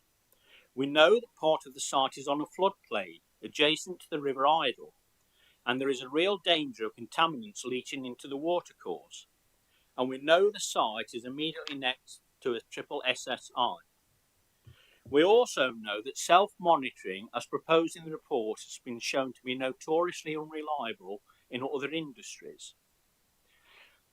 The proposal is for 300,000 tonnes of fly ash to be transported annually by road. We all know that this is the least environmental friendly form of transport. We can find no evidence of serious consideration relating to any costings for the use of the adjacent rail link. We know that many jobs will be lost from small local businesses serving recreation and tourism. We can see no assessment of the economic impact and job losses which would inevitably occur. The main crux of the argument is the hypothetical carbon savings. There's no guarantee that PFE will be used in cement production, nor is the claim quality of the PFA guaranteed. The carbon cost of transportation doesn't appear to be factored in. The question is, do you honestly believe, given all this, the impact over a 25-year period on amenity and the environment would be negligible? Do you believe the mitigation measures would work? Are the conditions even enforceable? There are robust planning grounds to refuse. Officers advise, but councillors decide. I urge you all to reject this proposal. Thank you. Thank you, Councillor Polk. I now invite Mick Hayes, a member of the public, to speak for the application. Thank you, Chair, councillors. Name's Mick Hayes. I'm a factory manager at a local engineering company in Mansfield. The project's a real opportunity to decarbonise the cement industry, which is something that we really need to do, and use alternative materials like pulverised fuel ash. Other material handling has been in discussions with the applicant over the last couple of years about designing the machinery for this site. We're a local engineering company. We've been running since 1977, and we specialise in conveyor plants and projects of this kind. It would create about 10 to 12 jobs for us alone, and also we use our supply chain is all UK, and many of them in the Nottinghamshire area. Our site is only 4 miles from the proposed site, so the carbon footprint between the two sites would be minimal. Dean Atherton, our managing director and owner, is a local resident living in Barnby Moor, some 2 miles from the site. Therefore, as a local resident, he is also very interested in the project and the benefits it brings to the area from an environmental and an economic point of view. Apologies. A lot of our workforce live in the Retford area and are also supporters of this project. They use Idle Valley for their leisure activities, so are very interested in the restoration of the site back to nature and the wider economic benefits it would bring. The system would be designed with low noise bearings to all rollers and drums. The belt would be fully covered, impact noise dampening liners to all transfer points, and the conveyors would be installed at a low level to reduce any visual impact. And the conveyor will have an embankment either side, so will be invisible to the eye from the ground. We have decades of experience, as I've already said, and we actually supply the conveyors to the original quarrying site that we're in discussions with. The scheme will provide economic benefits throughout the area, within different supply chains, and generate countless work and jobs in the local community. Thank you. Thank you, Mr. Hayes. I now invite Douglas Kyle, a member of the public, to speak for the application.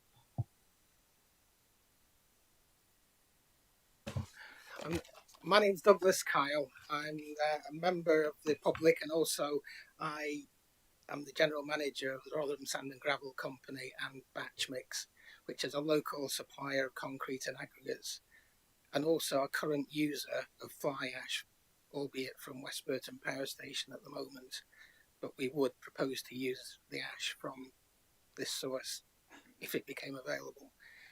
So the main advantages of this proposed project are that it gives jobs and prosperity to the local area. Many direct and indirect well-paid jobs, because it is a profession that's fairly well paid, will become available to local people. The construction materials sector has been in decline in the local area over recent years. There used to be about 6 or 7 operators of mineral operators in the area. It's down to just 1 at the moment, and that's us. So the livelihoods and careers of many people, including those living in the villages of Lound and Scrooby and Ranskill, could be affected should this project not go ahead. Yes, I've worked in this area, the area for 40 years, and I've watched that decline over that time. The ash is a material that's vital to the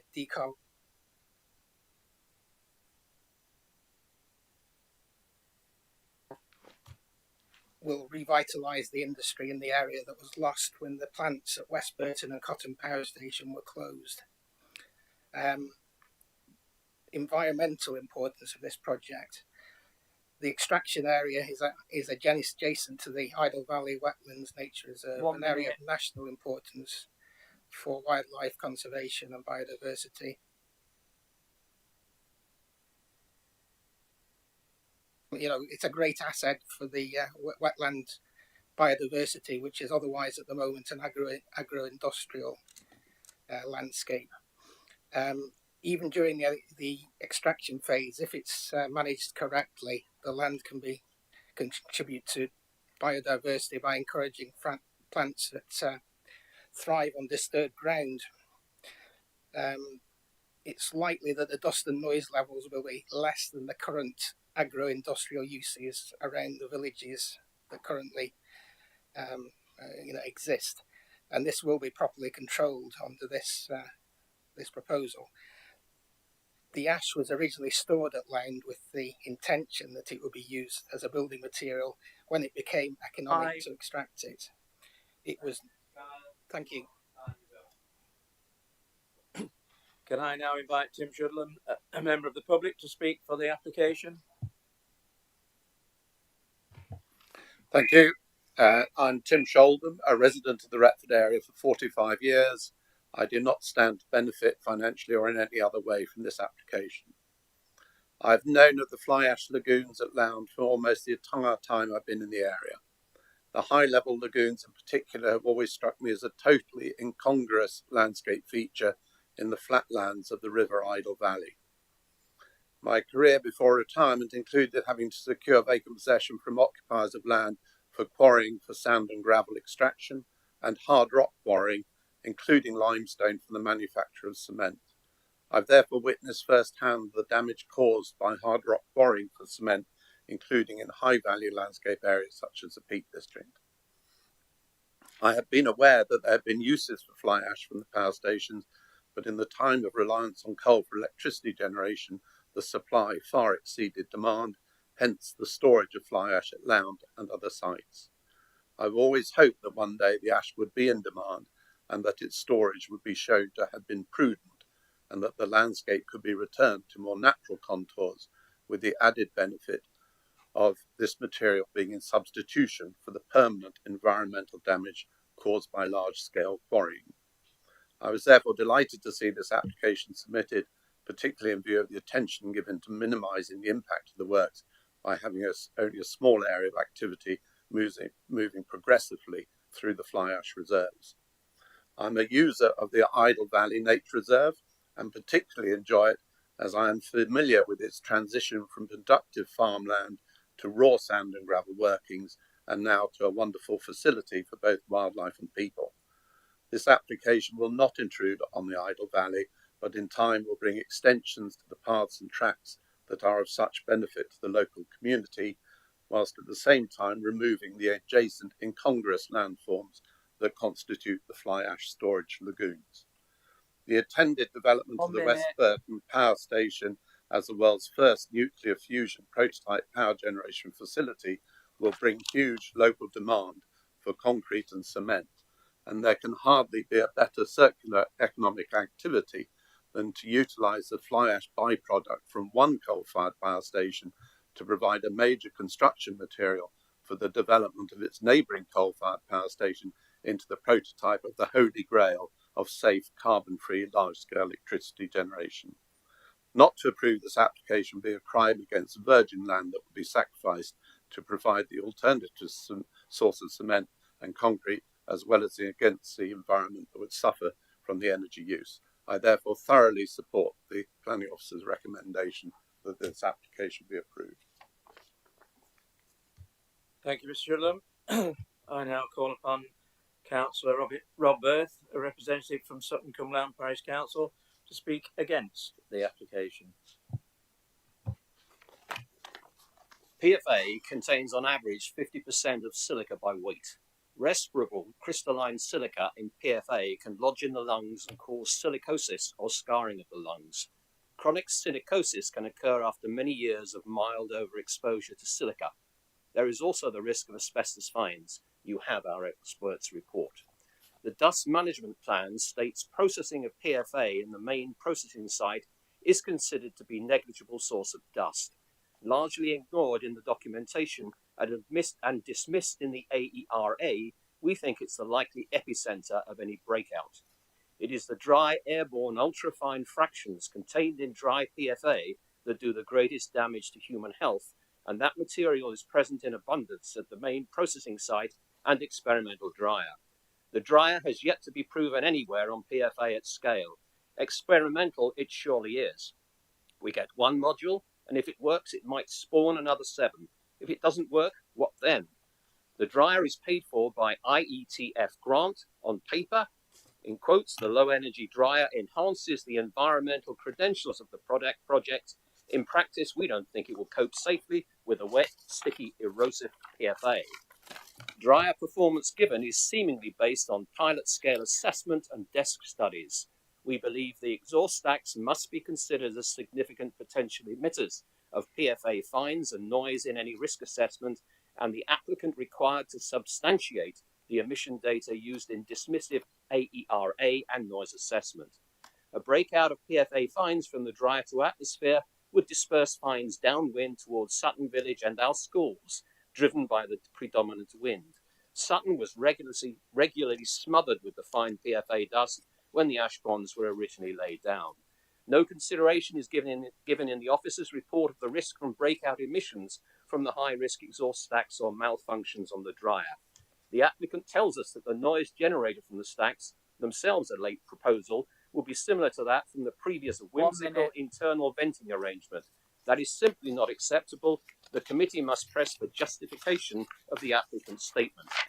When BDC's planning committee discussed this application, a councillor asked if there was a particular risk to children from long-term inhalation of fine PFA. The question, unanswered. The vote at BDC, against. If the application is granted, we will have an answer in the fullness of time. Sutton's Village preschool and primary schools are as unwilling participants in the experiment, situated in the likely dust fallout zone where the lungs of those young children may well bear testament that the dust is as dangerous as the parish council fears. There are occasions when human health, particularly that of young children and future generations, must be prioritised over profit and trumps the NPPF. This is one such occasion.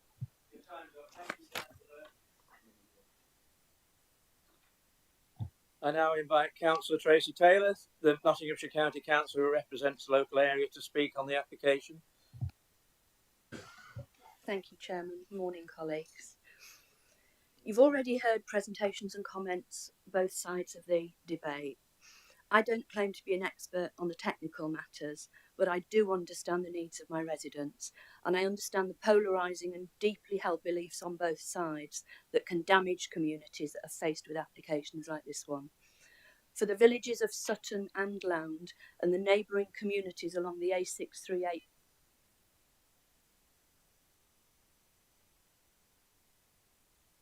B6045 towards the A1, this is not their first rodeo. You've heard me before say we've had everything but nuclear. We've got nuclear on the doorstep as well now. It's 2 years this month since the application first went public, raising genuine fears about the impact on the health and well-being of residents from the adverse effects of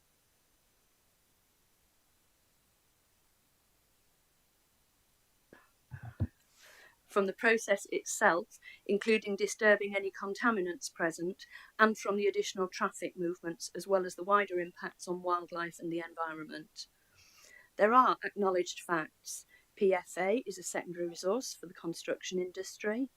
Resources can only be extracted where they exist, and the PFA is here. But both primary and secondary products for an industry that is not carbon neutral will have some environmental impact at the time of extraction and downstream. New business brings jobs to an area. The current use and agricultural value of the land is limited, and removing the PFA may allow improved land conditions and restore the historic topography of the area. And the landowner is most definitely committed to positive land stewardship. But what I'm asking you to consider today is the cost of operations for communities, individual residents and the environment. Don't just discount the impact because it's recycling. There may only be a dozen households immediately adjacent the extraction site, but what value do you place on their health and living conditions versus those living elsewhere, yourselves included? Do the conditions in today's papers fully address residents' concerns about health risks and impacts of extraction processes and traffic movements? Any planning permission can't be enacted without EA permission to operate. There's no EA application to date. So you don't have to approve this application. You don't even have to determine it today. It's not time critical and there are still too many undetermined matters. The application has evolved, but the reality is many of my residents' concerns are not satisfied by the conditions in today's papers, not least the traffic routes to markets north and south, which are still not assured. Indeed, neither are the markets. Paras 306 to 330 seek to reassure that traffic routing is not a problem, but the conditions in your papers don't include traffic routing agreements. That's deferred to a later date, a date beyond which residents can express any views or when they and you can have any influence. Are similarly undefined, again for a later date. The papers say an average 4 movements each way per hour to a maximum of 48 daily. That's a minimum 12-hour operating day. Last week's site visit revealed there are 2 recently active adjacent sites that will use the same access road as the Hive project. Both are historic but extant permissions, one for a car auction business, the second for industrial units. Documents for neither are currently available to view through Bassett Law. Traffic movements for these sites do not appear to have been considered in any of the traffic assessments for Hive, and today's report instead references historic traffic assessments at Para 327. Both Knott's Planning and the applicant seem to have been blind to these operations and to considering the rigour of any conditions attached and to the cumulative traffic movements. You're responsible today for making a decision on a permission for a 25-year operation with a currently undetermined start date, Environment Agency permit outstanding, and without clearly defined conditions about the issues that most concern residents. Are you really sure you're making a proper and informed decision, considering all matters and serving residents with sufficient rigour? If not, I repeat, you do not have to approve this application. You don't even have to determine it today. This is not time critical, especially whilst the EA application is not only undetermined but also unsubmitted. You can require officers and the applicant to undertake further specific modelling and to craft conditions that give residents confidence about what this application means for their lives and for at least the next generation. Please think carefully in reaching your decision and refuse, or at the very least defer, so that we see something with more rigorous conditions come back to this committee. Thank you, Chairman. Thank you, Councillor Taylor. Can we pause the YouTube feed for a moment, please?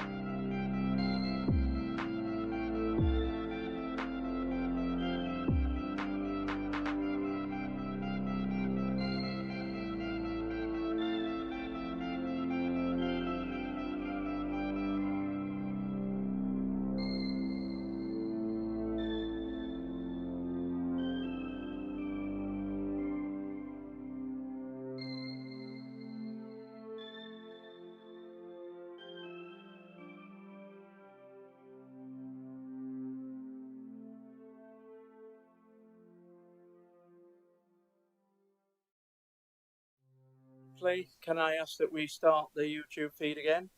Thank you very much. Do officers need to clarify anything that's been raised during the discussions? If so, please take this opportunity to answer any questions or comments that have been made.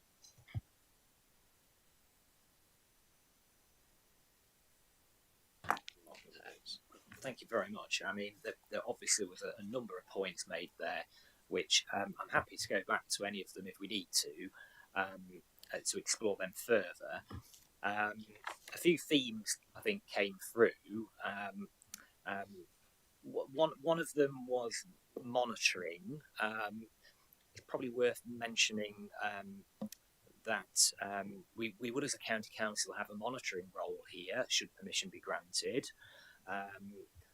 Much in the same way that we do with quarries in the county. We have a routine system of monitoring, compliance with planning conditions, and checking all of that. And so that would be put in place by my colleagues should planning permission be granted. And obviously there is the oversight from the Environment Agency as well in terms of various environmental permits that the site would need to secure. And on that point, we do understand applications for permits have been made to the Environment Agency and are being considered. So there is an element of twin tracking going on with planning and the permitting. The Environment Agency are happy with the planning application. They are happy for us to make a decision on it today, and we do not have to wait for the outcome on that permit process. Clearly, they would need both planning permission and permits to operate this development, and the two are independent, if you like, of each other. So we can be assured that the Environment Agency would consider those permit applications carefully, and they will regulate various aspects, including the water environment in particular, in relation to this development. Obviously, there are concerns that have been raised about the likes of HGV traffic and air quality and all manner of points. I say we do have them, I believe, covered in the report. If we haven't, we can look at them now or try and find an assessment on that. But I just want to point out on the traffic routing. Clearly, this is a HGV operation, and rail, I'm afraid, is not going to be viable. But essentially, the HGV movements averaging 4 in, 4 out per hour. They can go north or south on the main road, owing to suitable capacity on that road. Officers did have a concern for the minor route via Blythe village, possibly a shortcut to the A1. It's not an ideal route, and we would like really the applicant to avoid that cut through. The applicant have agreed to that.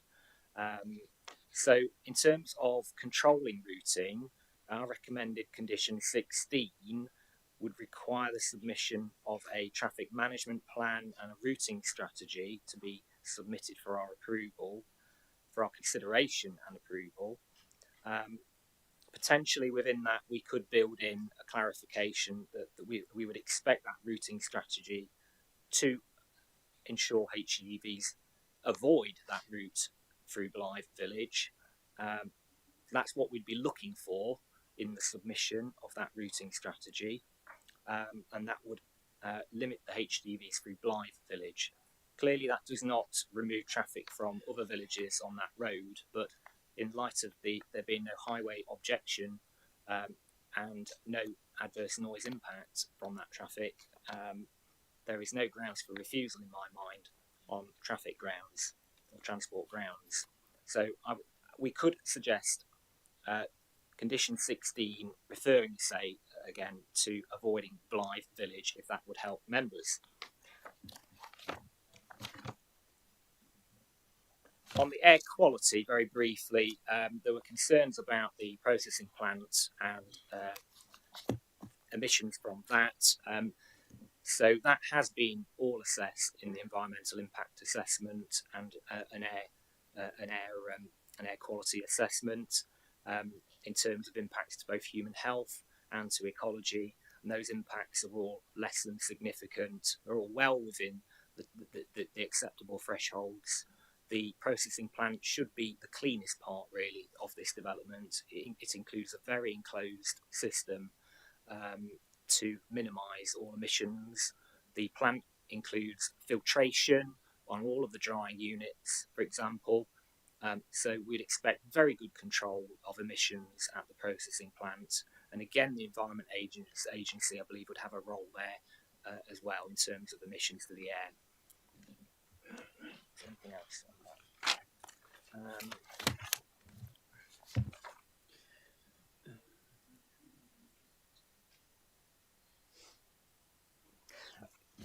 Cumulative. Yes. Cumulative impacts was raised. So the cumulative impacts have been assessed by the applicant in their environmental statement across all aspects of the environmental assessment in terms of traffic and landscape and visual, etc. It is true that the development that is taking place at the Belmore entrance there has come out quite recently, and it is something that we've looked into subsequently in terms of likely impact, cumulative impact. We have made conclusions in the report on traffic impact, landscape and visual impact, drainage impact, in taking into account that development that is going on at the Belmore site. And we don't consider there to be unacceptable cumulative impacts. We're taking into account that new and ongoing development. And in particular on traffic, there is capacity on the road network there. And the access road itself is built to a very high standard for industrial traffic and has good visibility, geometry at the junction with the A638. There are conditions on the planning permissions relating, as I say, to the developments that are taking place at the moment there. So they were granted by Bassetlaw District Council. So there are conditions on there controlling a range of matters and details to be agreed with Bassetlaw District Council. So we don't, looking at everything in the picture there, we don't see an unacceptable cumulative impact. Okay, thank you. Thank you, Joel. I now open it to the floor for debate. Councillor Adams. Thank you, Chairman. Thank you, everybody, for your different representations today. It's been a very interesting listen. We're obviously already talking about contaminated land in terms of the fact that we have this waste product locked in the current ground. What I'm trying to get a sort of understanding of, and I think this, in the transference of the product from where you're digging it out effectively to the trucks that will then take it away, the gentleman who was going to be in charge of manufacturing the conveyors said that they would be covered conveyors. I just wondered on whether, when it actually gets been through the conveyor process and it ends up in the truck, what does it go into an open backed truck? And so is there the chance then that dust and all the rest of it would then leave the back of the truck at that point, or is the truck covered at the point of entry as well? Otherwise, sort of the covered conveyor seems like a bit of an odd move if you're going to then release it at some point into the open air. That's my first sort of inquiry, really. The second one's around water recovery too. Obviously, I know they're talking about water use, and I assume this is to dampen down dust, because I know they tend to use that quite a lot in these type of industries to prevent that release of dust into the air. I also wonder how is that water going to be recovered at that point also, that's used to dampen down, if that is the case and my perceptions are right. Is that water going to be used to dampen that down and therefore recovered and then put through these filtration ponds that were talked about to ensure that that water is not being put back into the natural environment as well? And also subsequently, as a result of things being covered, how are we preventing runoff from those said construction machines from then getting contaminated and running effectively into the field, into the water supply, etc. So really some more confirmation on how the covering and ensuring that the transportation from one point to another is succeeded. I'm glad to see that at the end, when we're talking about the final point, if you like, where the land is then being put back into the natural environment, will include access for residents. I think that was something I made a note of. I'm glad that it is going to be something that they will see visual benefit from at the end. And I do see the point of the gentleman mentioned around the storage of this and why it was seen as a long-term solution at the time to store this product so it could then eventually be reused, because it is a waste product. It does contain many, from what I've understood from the research, it will contain some heavy metals, etc., and other things. And so taking that waste contaminated product out of the environment and locking it into concrete before the land is then restored back to its more natural state, instead of the virgin land works or construction work, schools and properties, I think are important ones, and I think ones we need to take incredibly seriously. Thank you, Councillor Adams. Do we have a response to that? Should we allow the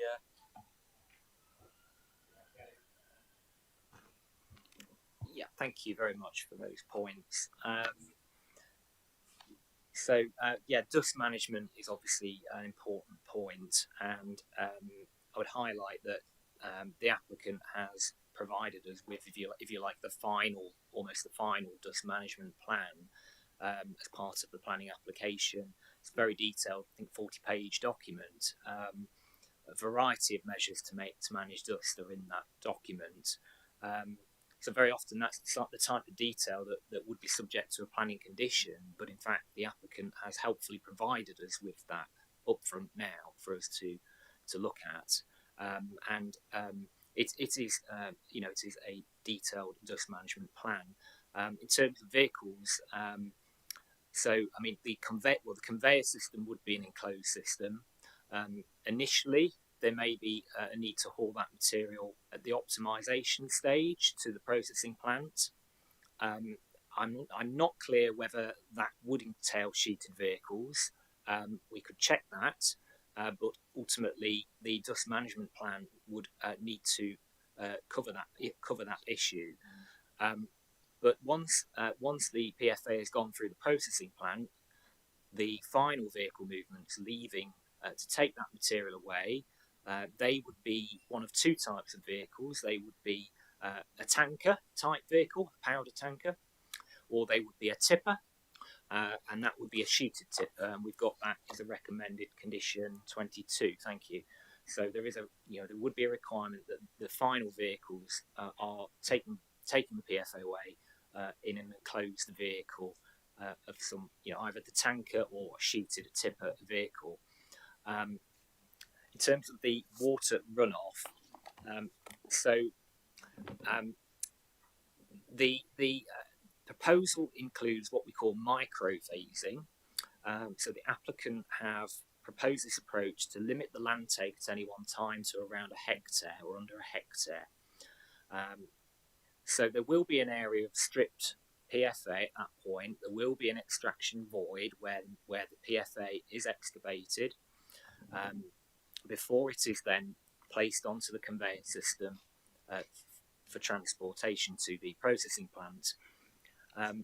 The water that comes out of that extraction void is allowed to go back into that extraction void, and the groundwater levels are maintained in that respect. Water that may collect on the surface for whatever reason, one of the ways of controlling runoff from that point of view, I believe the applicant would consider a number of potentially small little bunds to prevent water runoff from the active extraction area, but effectively they would manage that on site in the active phase to prevent, as I say, that water leaving the active phase, if you like, and potentially going elsewhere. They do have the filter pond system to put contaminated water through those filter ponds, and they will naturally clean that water up. They also have the option of a water treatment plant in like a shipping container, which can be used to take out contaminants. Again, that was all subject to the Environment Agency requirements to make sure that the water that goes back to the ground environment is at a suitable standard. There is the possible chance that if the material is taken out, that the groundwater environment may improve over time. This is a claim in the application, and essentially the PFA that is there now is wet at the bottom. It's in the groundwater table. It's in contact with the groundwater. If there are trace metals in there, they are in that environment. If we take that PFA away, then we remove that risk to the environment. Potentially, it may improve groundwater quality over time. So I think it comes down to the management of the operational phase. It comes down to the implementation of the dust management plan. We have the environmental permitting requirements. We have various things in planning conditions as well. And hopefully that addresses your points. Thank you. Councillor Adams, do you want to come back? Thank you. Yes, I just want to check the point you mentioned there around the water and the fact that they have considered bunds or would consider bunds. Am I right in saying that the Environment Agency would expect no wastewater to leave site other than in a controlled manner, and therefore they would be required to put those bunds in? Because I'll be honest, if we're not doing that, I think we should look to condition that.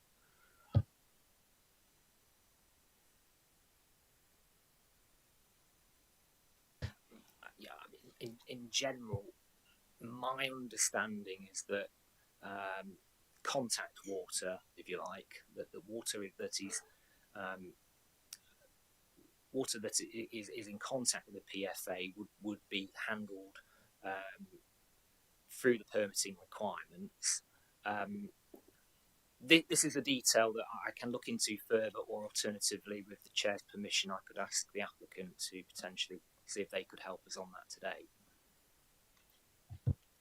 Is that not going to be part of the Environment Agency's permit requirement anyway?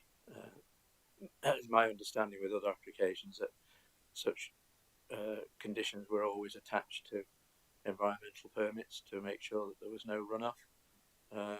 But correct me if I'm wrong. My understanding is that the Environment Agency regulate the groundwater quality here. There is a aquifer under there, and that it's important to maintain the quality of that aquifer, and if we can clean it up, all the better. And so my understanding is that emissions, if you like, of groundwater into the ground are a regulated activity effectively, and that would be subject to the Environment Agency's review, and if they were happy, a permit would be granted, and there would be conditions on that permit to manage that. Basically, there'd be an operational plan put together to manage that water issue. There is some of this information in the application. It's a matter of detail that I appreciate is important to members.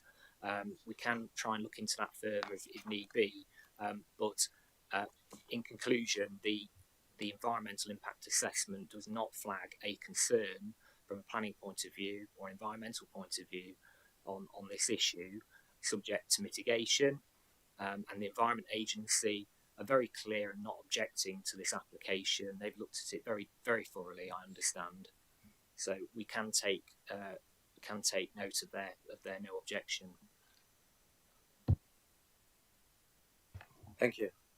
Are you satisfied, Councillor Adams? I don't feel. Whoa, that thing's really going for it. I don't feel completely comfortable with it. I'll be honest. I'd like some confirmation that is definitely the case. It feels like we sort of think so, but not dead sure.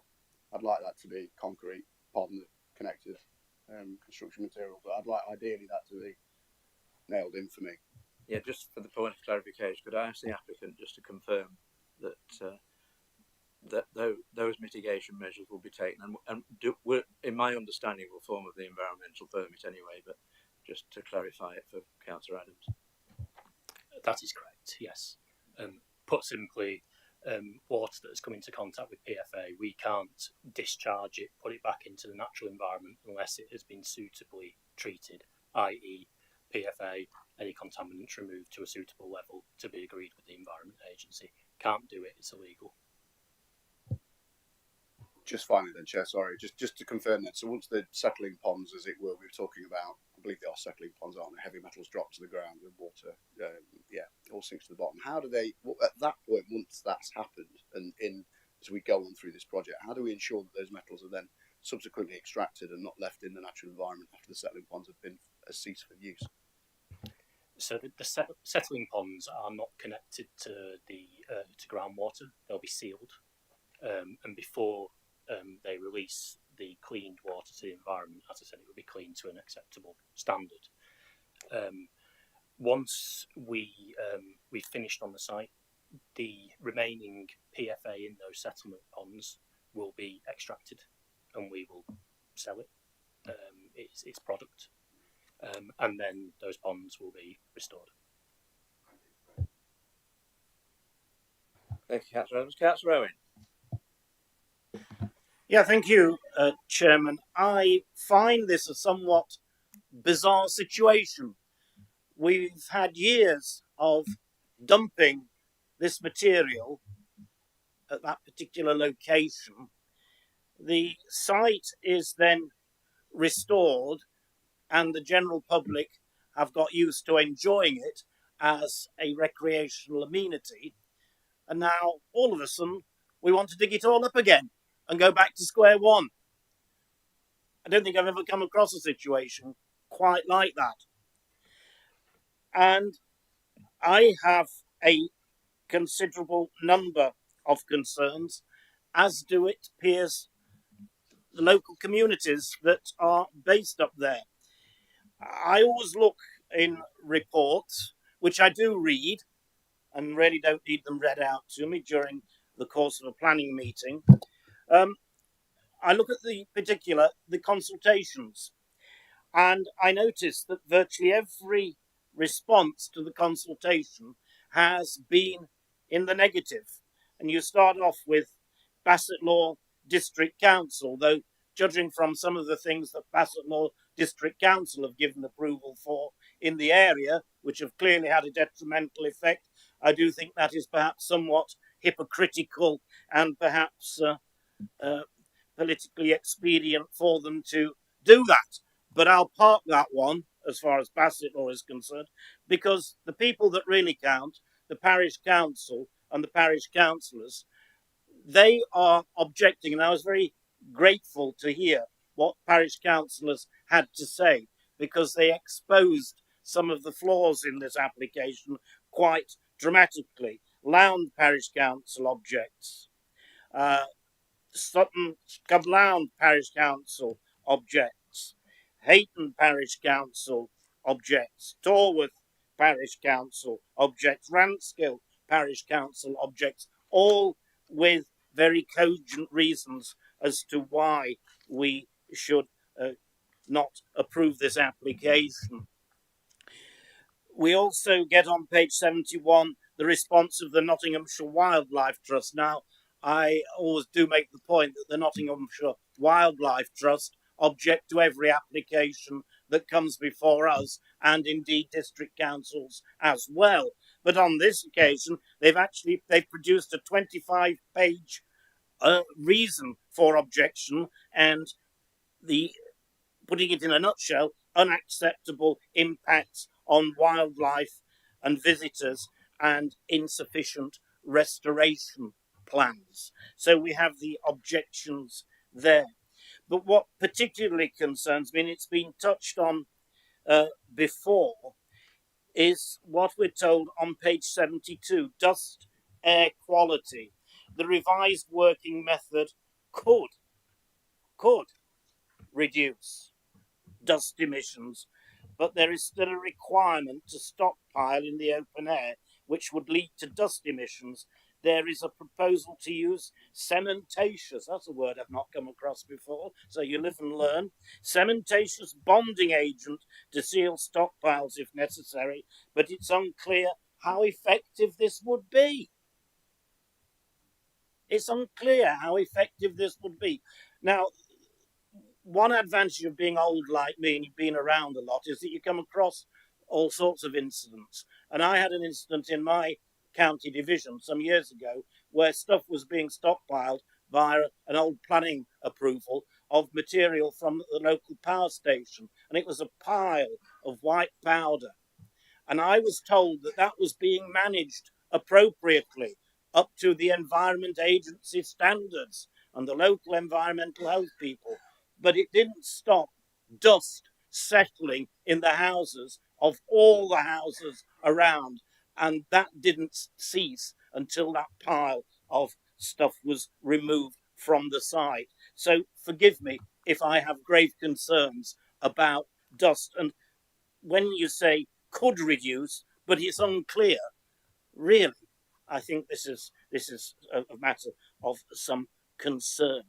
And going on to the next phase, hydrology and hydrogeology considers there to be insufficient evidence. I don't know whether you've got all that evidence now or not, but the report says that there's insufficient evidence. And we're expected to make a decision to approve. And then where do we come? Well, there's Belmore Farm. It's clear there will be an impact on the setting of Belmore Farm complex. The impact is less than substantial in terms of harm. Well, planning officers do like those terms. If you live there, I bet you'd think it was more than minor or moderate or whatever. Insubstantial. Of course it will be harmed. And then you come to my favourite with all planning applications, NCC highways. NCC highways. They've no objections. What a surprise. Have you ever known an application, both here or at district, for those of you that are dual-hatted, where Nottinghamshire County Council highways raise an objection? You could be driving the M1 through the middle of a site and they'll have no objections. That really doesn't cut any ice with me. What we've been told is that there are going to be up to 100 HGV movements a day. I think I've read it rightly, haven't I? That was what was read out as well. 100. Well, it's 48 times 48, and that comes to 96. So I'm rounding up to 100 HGV movements, and that's of no significance, of no consequence at all. Well, I can tell you this, Chairman. If there were 100 HGVs going up my road every day, it would certainly be of some consequence to me. And the planning officers say, well, we could actually say to the applicant, don't send them through those villages. Is there going to be an environmental weight restriction put on that's going to be enforced? Well, we've not been told that there is. And they are not easy to enforce. So really, 100 vehicles a day. So I have grave concerns. I note that the applicant uses the usual buzzwords of today: climate change and biodiversity. You can't get away from biodiversity. Whenever the grass wants cutting outside at the back and my wife gets onto me, I say to her, it's biodiversity. And what I mean is that there's more weeds growing than there were before, because that's what biodiversity means now. Come on. I can see no reason at the moment why I should support this application, quite frankly. It will ruin the area, it will spoil the area for negligible gain. And far from deferring any decision, I shall, at the moment certainly, unless I'm persuaded to the contrary, vote against this application because it's not wanted and I don't really think it's needed. Thank you. Can you just address one of the issues for me, Joel? Because Councillor Owen was concerned about the loss of recreational land. I thought the majority of that site was low-level grazing, not recreational. But correct me if I'm wrong.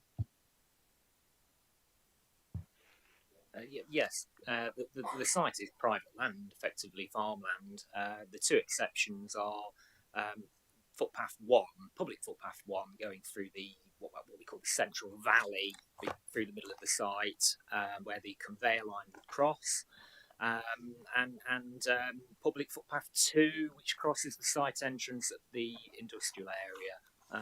But within the red line, otherwise it's private land. Separate to the nature reserve, which is next door. Thank you. Jazz would like to address us on the highways issue. Thank you. Yeah. Whilst Councillor Owen is obviously entitled to his point of view about NCC highways, I would remind members that there is no reason to look behind the technical expertise of your highway authority officers, and I would remind members to give it the appropriate weight in the balance that you have a no objection from your highways officers. Thank you. Thank you, Jazz. Councillor Camilleri. How do you follow that? No, not really. Once again, it's a difficult decisions to make. I'm concerned about the monitoring of the work after. The fact that you're going to restore it, the fact that we're saying it now 4 years down the line when we're not here, we've made the decision and people are working and think, well, we'll leave that, we're not bothered doing that, we're not bothered doing this. Now that comes from good experience of quarries and what have you. There was an occasion here, if my mind serves me right, and I think we can go back to this, a few years ago when we had a sand quarry that took 500,000 tonnes out of the ground and had to come for retrospective planning permission to do it. So we have to have proper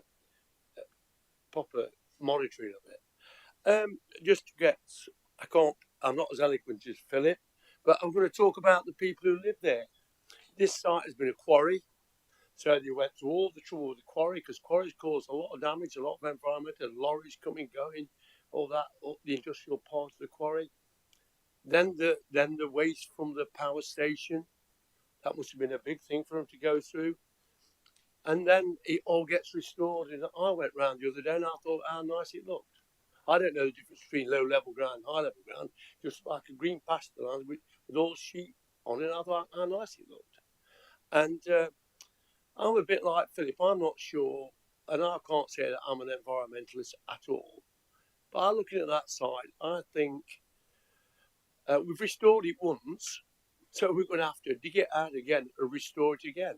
So my mind's not made up one way or the other. I think what will be the next thing that happens to the site when this is done in 25 years' time? I don't know. That's all I want to say. Councillor Fielding. Thank you, Chair.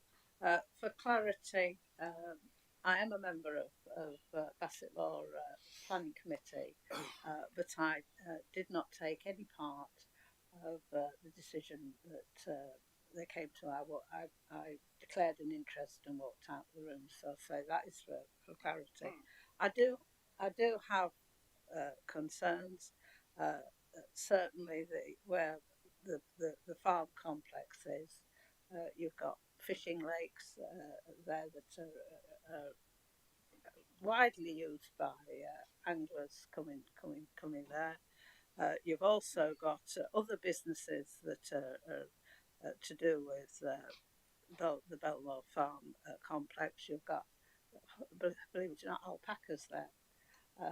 There is also a planning permission on that portion of things from Bassett Law District Council to put in sort of shepherd huts or similar. It is used for the fishing lake and other bits around there, and other restored fishing lakes further out at Lound. it's leisure facilities, and it's how it this planning this would affect those, and I don't think that's been taken fully into consideration. I think Councillor Owen eloquently put I've also got concerns over the highways, as I said, but it's very difficult to go against things on highways when highways say that it's going to be absolutely all right, and I don't believe that it is. As I say, I have great misgivings over this and how its effect would be on the Triple SI, and I'm not fully convinced that it wouldn't have an effect. Thank you, Councillor Healy. Councillor Butler. Thank you, Mr. Chairman. Well, what a long and detailed report, both in writing and the discussion we've had today. And I know that some colleagues perhaps get a little bit uptight about long reports such as this, but I think it's absolutely crucial that we do have this report, because this is such an important decision that we're taking today. I thank our speakers, both those for and against, because I have picked up some information and learned quite a lot that isn't necessarily in the report. And this is going to be one of those really difficult decisions that we often hear about, and today is one of those days, and I understand that as much as anyone else. One of the things I learnt, though, was from the gentleman who was speaking in favour of the application, referred to the need for the materials to go, in effect, next door, not next door, but nearby to West Burton, with all the activities that's going to be taking place there in the future with the fusion. So I'm thinking to myself, well, come the day when an application comes for that, are we going to be pulling our hair out and worrying about what we're going to do about getting material from wherever to there? And I know we're not looking ahead to applications that aren't in place yet, but this is an important consideration. But conversely, I think one of the biggest worries that people will have, Joe Public, the people we're representing, will be that the lagoons are very, very special. And then I've just heard the confirmation that it's not the same ownership and it's next door and all the rest of it. But I think what I would just want to hear again is confirmation or otherwise that the lagoons will remain fully open and accessible and keep the as much as possible the wildlife that we all know and love there. So I just really want to be sure about the future of the lagoons or the impact on the lagoons. It's already been referred to, but flooding concerns. I mean, we all know what's been happening near and far over the last few years with flooding incidents, which is a major worry. But and looking at the video that the objectors sent in, they showed a clip and also made comment about the fact that there has been some recent flooding incidents. But conversely, the flooding authority, the lead flooding authority, makes no objection. So what I think I would want to know about that is the proximity of the flooding we saw on the video to the actual site itself. And then finally, for now, I think we've all seen in the report that there's page after page after page, and again, quite rightly, of planning conditions should permission be given, which I think I do take a lot of heart for this, because if permission is given today, there are so many conditions in here that we've still a very, very long time before the application actually comes into play. And it could well be that if for any reason some of these conditions are not met for whatever reason, then the thing doesn't happen anyway. So I think it's good that there are a lot of conditions in here. One of them is one that we're quite familiar with from other similar applications, and also smaller applications as well, and that's the condition number 10 that refers to a sort of liaison group. that needs to be formed. Now, I think we're all fairly familiar with other applications where liaison groups have been formed, and I think these are a good idea because they are genuine, that all interested parties, so the owners or the applicants, people who run the facility, relevant local parish councils, local residents meet on a regular basis to find out how things are going, but also it's an opportunity to raise any concerns and complaints, and that they need to be taken seriously, these groups. And I know they do work, because I know, again, in my area, I've had an application where it was necessary to have a liaison group, and as a result of incidents that have happened at that particular application and matters raised by a liaison group, changes have been made, or operational changes have been made. So I'm pleased to see that. One of the suggestions in there is paragraph C, 10C, that you'll need details of how the group will operate, including meeting frequency.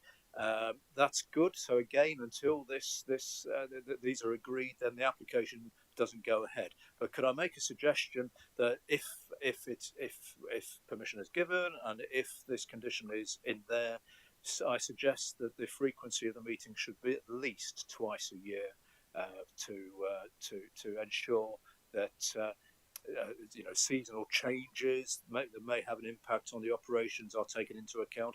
Maybe even have it quarterly, just to see how things are going. So I would suggest that, should it go ahead. But as it stands at the moment, it probably sounds like I'm sitting on the fence. I still am, in all honesty. I'm still not absolutely sure until I've heard the final few comments, had more thought. But again, I think it's a very detailed application. It's been going on for years, but sooner or later we and the other agencies need to make a decision. Thank you. Thank you, Councillor Butler. Councillor Henshaw. Thanks, Chair, for bringing me in. I'd just like clarification in relation to what permission we're actually seeking from Nature England. As I understand it, they have to give permission if material operations within a site of special scientific interest are changing. So are we still seeking permission from Nature England? Because as outlined in the applicant's address to us, they're saying that they're not taking any part of the SSSI or the Idle Valley Nature Reserve now. So can we have some clarification in relation to that? Because I think one of the main worries for people is that we're going to go in, or the development will make disruption and cause problems within the site of special scientific interest and the generalities in and around the Idle Valley Nature Reserve, which I've been to on a number of occasions for walks and things. I know it's further up north from where I am in Mansfield, but it's a beautiful site, and any disruption to it is a cause for concern. But I think what we've got to look at in relation to this is, if you think about Mansfield, we used to have loads of pit tips because of the mining industry, and over the years they developed little ecosystems, trees and shrubs and everything else, and then all of a sudden somebody came along and said, well, there's still coal in these slag heaps, we need to go in, change them. And now what's happened, they've gone in, they've changed them. Initially there was some disruption, but now we've got undulating pastures, we've got hills, we've got forests all around a site that was once a major industrial blight on the land. So I can understand the necessity or the need to go into this site even after we've already done some work to it, because things change in industry, things change with building conditions, with the amount of different materials that they need to use. And what we're doing here, we're looking not necessarily what happens in a few years' time, we're looking what's going to be happening in 25 years' time, when, if we give permission, the applicant will go in, they'll remove this stuff, and it is a net biodiversity gain in relation to what is there now. We've been on site visits around old quarries where the sand companies are now moving in and they're landscaping, they're making lagoons. Eventually there will be wetlands, there'll be biodiverse areas that a few years ago were just derelict, not very well used, unproductive land. So there is in the future potential for this site to become much more biodiverse. And it's not a buzzword, it's the reality of the situation that planning applications and people that are going in to look at developing areas have to make sure that areas, when they've been in and gone and finished, are more biodiverse than they were when they started. Now, you can say that there are a few fields there that are grade 3 agricultural land that may have a crop on, they may have a few sheep grazing on them for so many months of the year. After the crop's removed, they generally become muddy fields. There's very little biodiversity, there's very little wildlife on them. So it's something that we have got to wrestle with. It's most of us are in this room will be gone when this site, if we give permission, is back to what it should be. But I think it's going to be, and I've got concerns in relation to the flooding.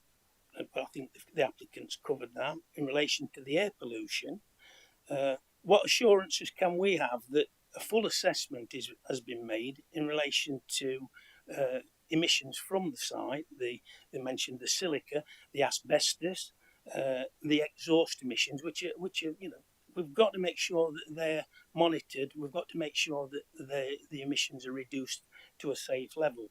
So, can we confirm that no land is going to be taken from the SSSI or the Idle Valley Nature Reserves? In the report, there are in some of the recommendations or conditions, there's a paragraph on temporary lighting. Now, you all know that one of my big issues is light pollution, and I can't find it anywhere in the report. So I'd be interested to know what, because in and around the screening area where they're doing the drying, I'd be interested to know what sort of mitigation is put in place to reduce light pollution in the area, because that affects the wildlife, the bats and the nightjars and everything else. So that's an issue for me. And the other thing is, in our previous application, we mentioned about a contentious issue, but we expected that the people went in and became good neighbours with the community in and around. What conditions or what sort of guarantees can we have in relation to the applicants, how they interact and work with the local community and the local people during the course of the changes, if planning permission is given? And it seems ironic to me that sometimes as a committee we have to make a decision that temporarily we will be destroying nature to enhance it in the future. So I'm not sure on this one, but I think if the conditions are followed, I think all the issues can be mitigated. I'd also like to do a fact check. Somebody do a fact check on whether the Notts Wildlife Trust always object to planning applications and whether our highways people always complain in regards to planning applications. With that, few comments, Chair. Thanks. Thank you, Councillor Henshaw. Do you want to come back and cover those points, please? Thank you very much. I'll try my best. Flooding. Yes, I mean obviously there was a flood event there earlier this year, wasn't it? It's quite significant. My understanding is the site didn't flood, and this is backed up really by the flood risk assessment, which finds that the site is actually separate from the floodplain effectively. And in that respect, the applicant wants to maintain it in that way. Their development will not create a connection into the floodplain. It will not create new pathways for floodwater to go to neighbouring properties, for example. So in terms of fluvial, we're talking fluvial river flooding here. There's a neutral outcome on that. There's no increased flood risk from the River Idle. Where this water comes. The River Idle did flood, but this site won't. So that's the flooding. In terms of there would be the, was it lighting next? Was it later on we had Castlefields Fielding Ways, impact on leisure facilities. I'll come back to that. Yeah, the triple SI. Yes, of course. I am not aware that they would need to gain permission from Natural England for works. I think primarily because they are not intending on working in that triple SI. The revised proposals are removing that work in that area. So the area, I think the applicant had a slide earlier on, they tried to illustrate that there's a southern embankment which lies within the red line of the application site and is actually part of the triple SI. Under the revised proposals, they're going to leave that to be left. So permanently, that embankment will be left there as part of the resulting landform. And during the operational phase, the benefit of doing that is it maintains a buffer effectively to the nature reserve from things like noise, dust, light, very good mitigation for the operational phase by maintaining that embankment. So I certainly don't believe that there's any permits or whatever that is required from Natural England. That's not been flagged with me by Natural England at all in any of their discussions or correspondence with me. So I think direct impacts are none on the triple SI. I know some members have concerns about indirect impacts. Appreciate that. No objection. Obviously, Natural England are not objecting. I think that's quite an important point to note. They are the statutory consultee for this triple SI. It is right next door to the site. They are not objecting, and they are content for the indirect impacts to be the subject of management plans and planning conditions. A lot of that has already been provided to us. We're not starting from scratch here. There are workable ways of controlling things like noise impact, the dust, lighting impact. We have that all covered in the planning conditions. On lighting, we have a requirement for lighting scheme under condition 12. In terms of lighting, obviously there would be some lighting around the processing plant to be expected in that industrial context. Within the extraction area, the applicant indicates they may need a mobile lighting tower or 2 mobile lighting towers in the winter months potentially. Obviously, these are matters that can be conditioned under that recommended planning condition to limit the impact of lighting. But I think generally the area of working at less than 1 hectare at any one point controls the lighting spread just to the extraction area, just where it's needed and nowhere else. So I think that's lighting. Yeah. Yes, liaison and community involvement also touched upon by Councillor Butler. Thank you. Yes, I think it's essential we have we have a community liaison group for this site. So we do these on other sites. Very familiar with them, and in fact, I've had to table my apologies for one today. And they are important to get in place early on as well, and have that in place, and that's why the condition buying is early on, because that is when people need to know what's happening in their area, and if they have concerns, there is that forum for that discussion to take place, for those issues to be heard and considered. And so we're happy to recommend that in condition 10. In terms of the meeting frequency, yes, I mean, potentially two would be fine, 2 a year. And if later on it wasn't required for that frequency, then they'd be free to agree that as a group. But I think 2 would be fine. We could include that in point C of condition 10. I'd be happy to do that. The lagoons impact. There was a mention of impact on the lagoons. So just to clarify the terminology here. Obviously, we've been talking about the PFA lagoons. They were. I appreciate that's not the issue, but that the PFA was deposited in a system of lagoons which were then restored. So I think that the question related to the wetland lagoons that are around the area, a number of which have been shown on the screens earlier on. So the wetland areas are in the Triple SI, in the nature reserve, but there's also a lake to the west of the site, which is an angling used by Derbyshire Angling Club. So there's no direct impacts on that system. I appreciate some members have issues with indirect impacts. The mitigation is twofold. It is the retention of those embankments for as long as possible as a screen for working behind that to limit things like noise, visual impact, dust. And then the further mitigation that would come through the management plans, such as the water management plan, which I forgot to mention early on. There is a condition on there's a water management plan which is part of the planning conditions. Lighting, the implementation of the dust mitigation assessment, the dust management plan rather. That provides the added mitigation. There is that temporary impact at the point that the lagoon embankments would need to be brought down to achieve that final restoration platform, that level. And that is an impact on people like users of the rights of way along footpath 1 and residents at Belmore Farmstead. It isn't to be ignored. It is an impact. However, it is a very short-term impact for a matter of a few weeks. The applicant indicates a couple of working weeks, but a short number of weeks to do that work.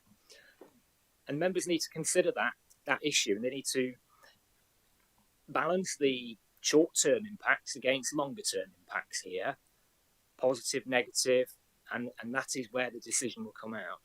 And there, as with all mineral proposals, there are going to be impacts, particularly during the course of operations, and that is it is a part and parcel of gaining the materials that we need to build the things that we need to build, and it's a case of minimising those impacts and managing those impacts to the best standards, but then looking forward to the benefits of the site restoration thereafter, and the economic benefits and other things that come through. So I think that was an important point that Councillor Henshaw made.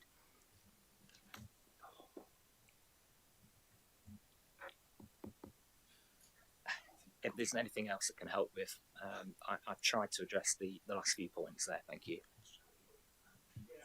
I was just interested in the because I did mention it specifically, the silica and the asbestos and the exhaust emissions, and I know it's covered partially, but I think people need assurances that the screening system or the filtration system will be adequate to eliminate silica and asbestos in it. I mean, I've seen that there's perhaps one instance of asbestos, but there may well be some hidden stuff. I mean, you never know till you start scraping things away. But we've had presentations before a committee about the management of asbestos and the disposal safely.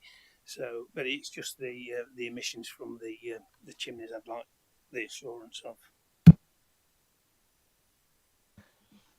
Yes, so the application has assessed air quality, including from the processing plant. There is a detailed air quality impact assessment which considers those process emissions, point emissions, both to human health and to ecological receptors. And there is no concerns raised in that assessment.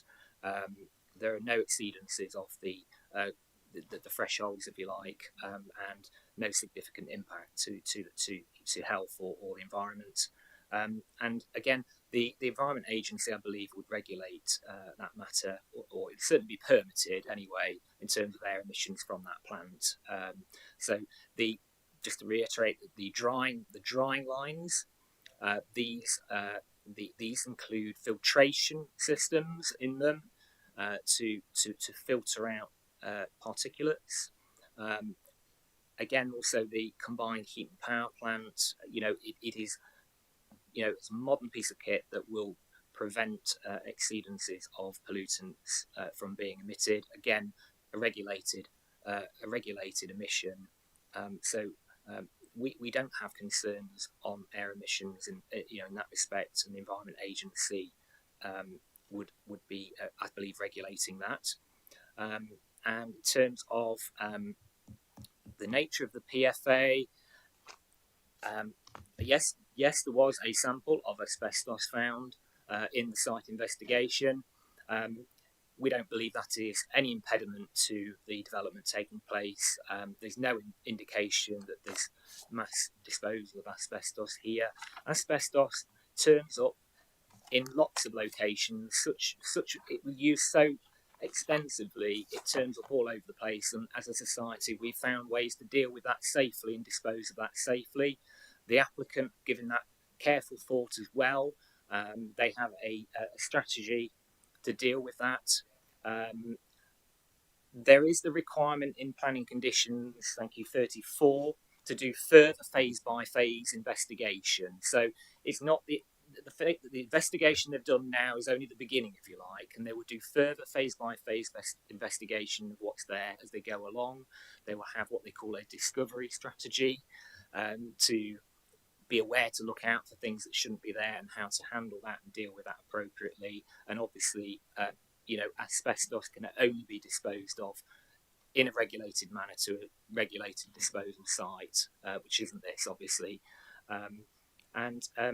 In terms of silicosis, I mean, that hasn't been raised, I don't believe, but it's not. I don't believe it's an issue that is of concern. Essentially, it comes down to the dust management plan here, and the effective maintaining of the material and managing that dust impact. There are well-established ways of damping down and conditioning exposed PFA.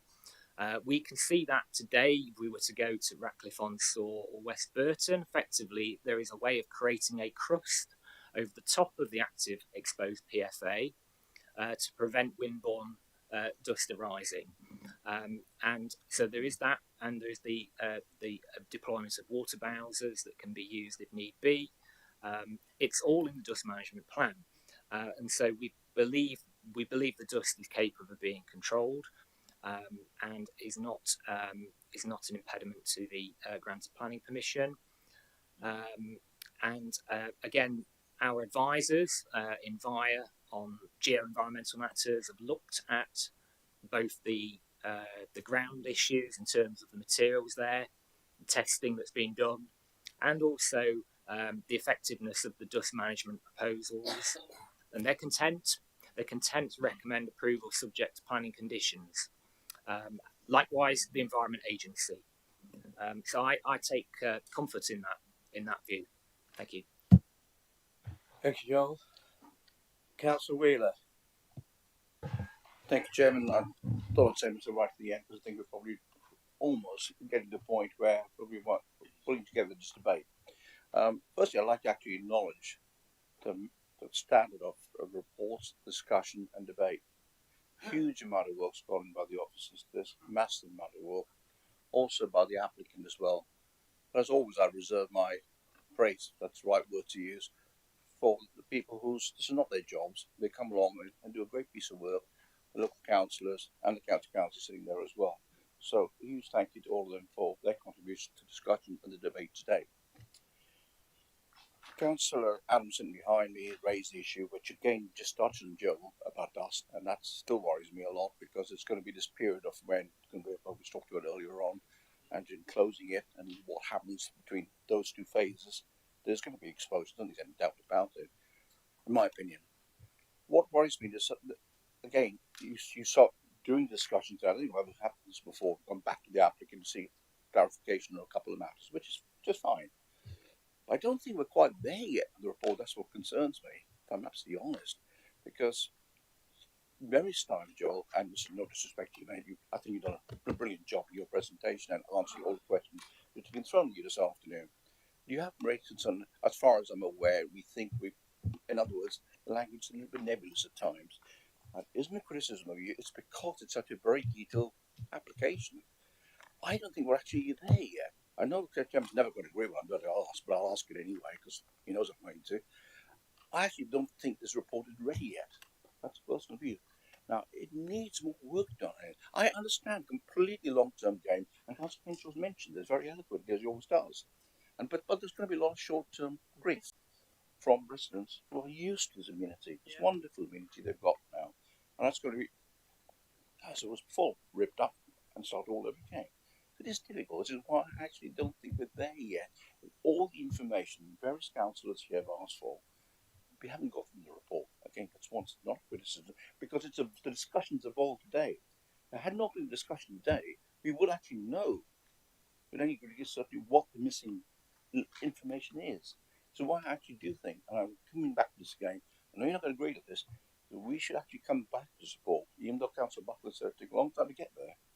But why make a decision if we're not 100% sure all the information is contained within the report? Thank you, Chairman.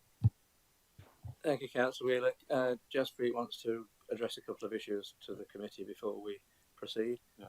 So just on that point, I mean, I would caution councillors about deferrals simply because it is open to an applicant to appeal an application for a non-determination, and within that context, if it is subsequently viewed that you did have adequate information to make a determination, it would be considered unreasonable in any appeal to have deferred at that moment in time.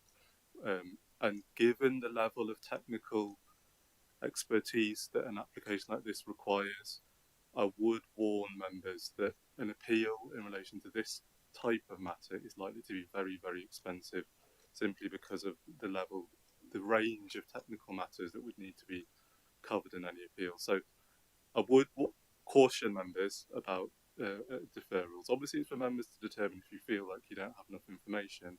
However, your advice is that you do. The advice is from your officers that you do have adequate information to make an application today. I just wanted to draw members generally to a couple of points in terms of the framework of decision making here.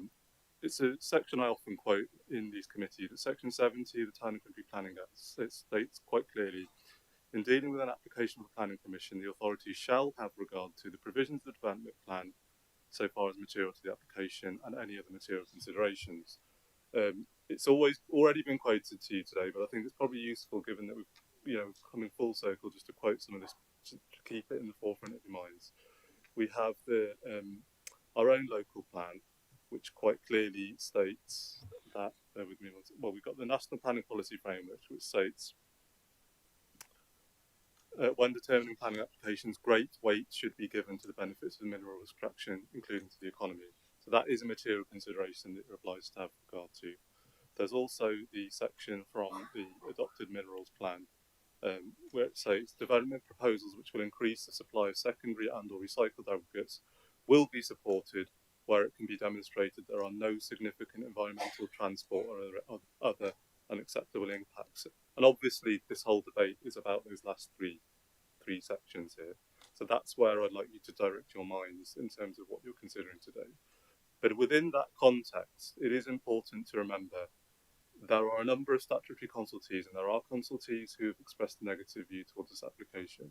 But what I would say to you is the statutory consultees that are competent in relation to certain areas of technical expertise, such as the Environment Agency, such as the Lead Local Flood Authority, such as the Highways Authority, have not objected to this application. So when you look at that within the context of that policy, no significant environmental, transport or other acceptable impacts, it's quite an important consideration for you to really wrestle with. And then my last point to you again is, when you're dealing with any application, as you always are reminded, it's important to remember you must, if an application can be made acceptable through the imposition of conditions, it's not reasonable to not impose those conditions. So if you look at the conditions that are attached to this application today and you feel that they can adequately control the impacts, then really, members, you should be leaning towards a grant. Obviously, it's for you to weigh up all various material considerations. There are a number in relation to this application, but you do have your officer's advice And particularly in that context, statutory consultees is a big point. I just wanted to draw to your attention. Thank you. Thank you, Jazz. Just very quickly, Councillor Creamer.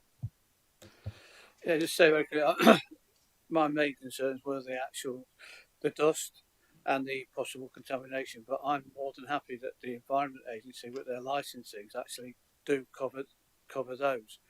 And as it's already been said, we're not supposed to and can't actually question the expertise of the other bodies that we consult with, as they can't go against us either.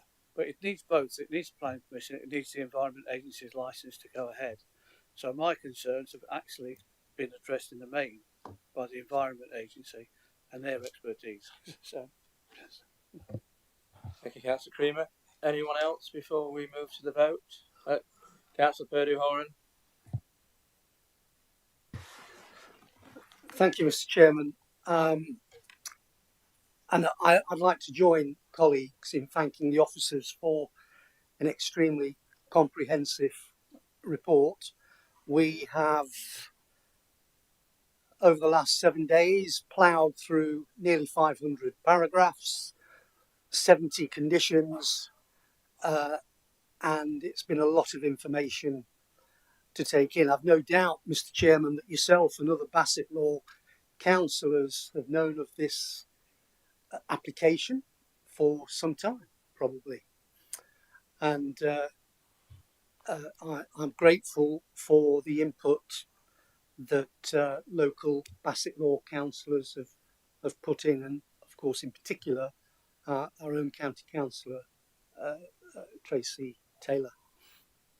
And indeed, for the applicants' perspective, it's been very helpful for the extra information that you've provided, and to come along here today and members of the public supporting it as well. Mr. Chairman, as you know, this committee has not shied away from taking difficult decisions when it comes to extraction site applications in the past. And all of them are difficult in their various ways. This is particularly difficult, of course, as a previous extraction site. And with all the information that we've been given, for me, it boils down to, I think, paragraph 249 on page 83, policy MP5, which has been mentioned, and that it will be supported where it can be demonstrated that there are no significant environmental, transport or other unacceptable impacts. And I recognise from what my fellow committee members are saying that there are issues we are struggling with, and we're not scientists, we are decision makers, elected decision makers, and I think we're clearly picking up that, and I'm very much in favour of localism, and I'm picking up there is a considerable opposition locally to this application. It will be of economic benefit, I accept that. There may not be any transport concerns, I accept that. But for me, I think there's further discussions to be held, as Councillor Wheeler suggested, and I am not persuaded that the environmental and other unacceptable impacts have been satisfactorily addressed. I hope it doesn't go to appeal, because I think there is still perhaps room to go for the applicants and the local community, led by the parish councils and Bassett Moor District Council, of course, which I don't think we should dismiss easily. I think there may be room in the future for discussions of how this could go forward, but I don't think we're there yet. So unfortunately, Mr. Chairman, I'm not minded to vote in favour today. Thank you. Thank you, Councillor Purdy-Horan. Any further comments or observations by members? In that case, we will then move to the vote. First of all, show of hands. Those who are in favour of the officer's recommendation, please indicate.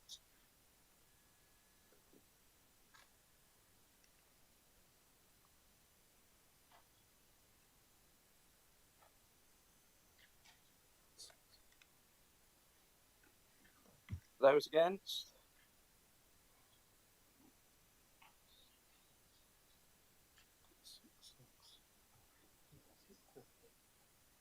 Any abstentions?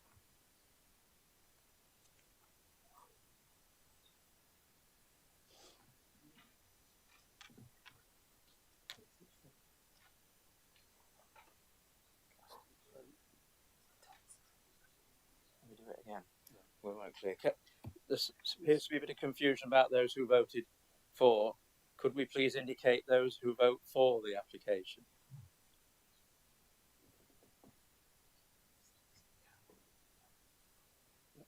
Yeah. And against, I think we were clear on that one. Yeah.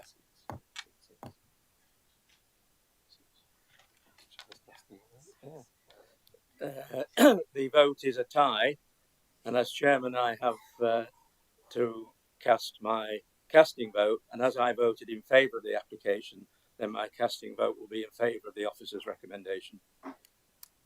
Therefore the application is approved.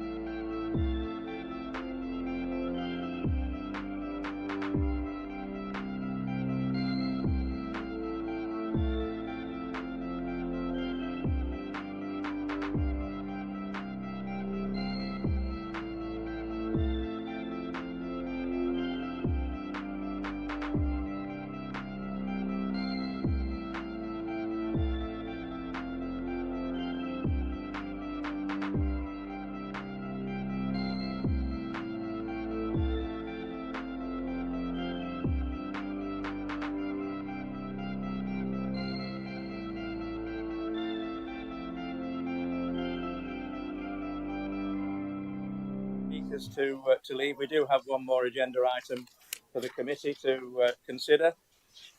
So just allow the speakers to leave the room.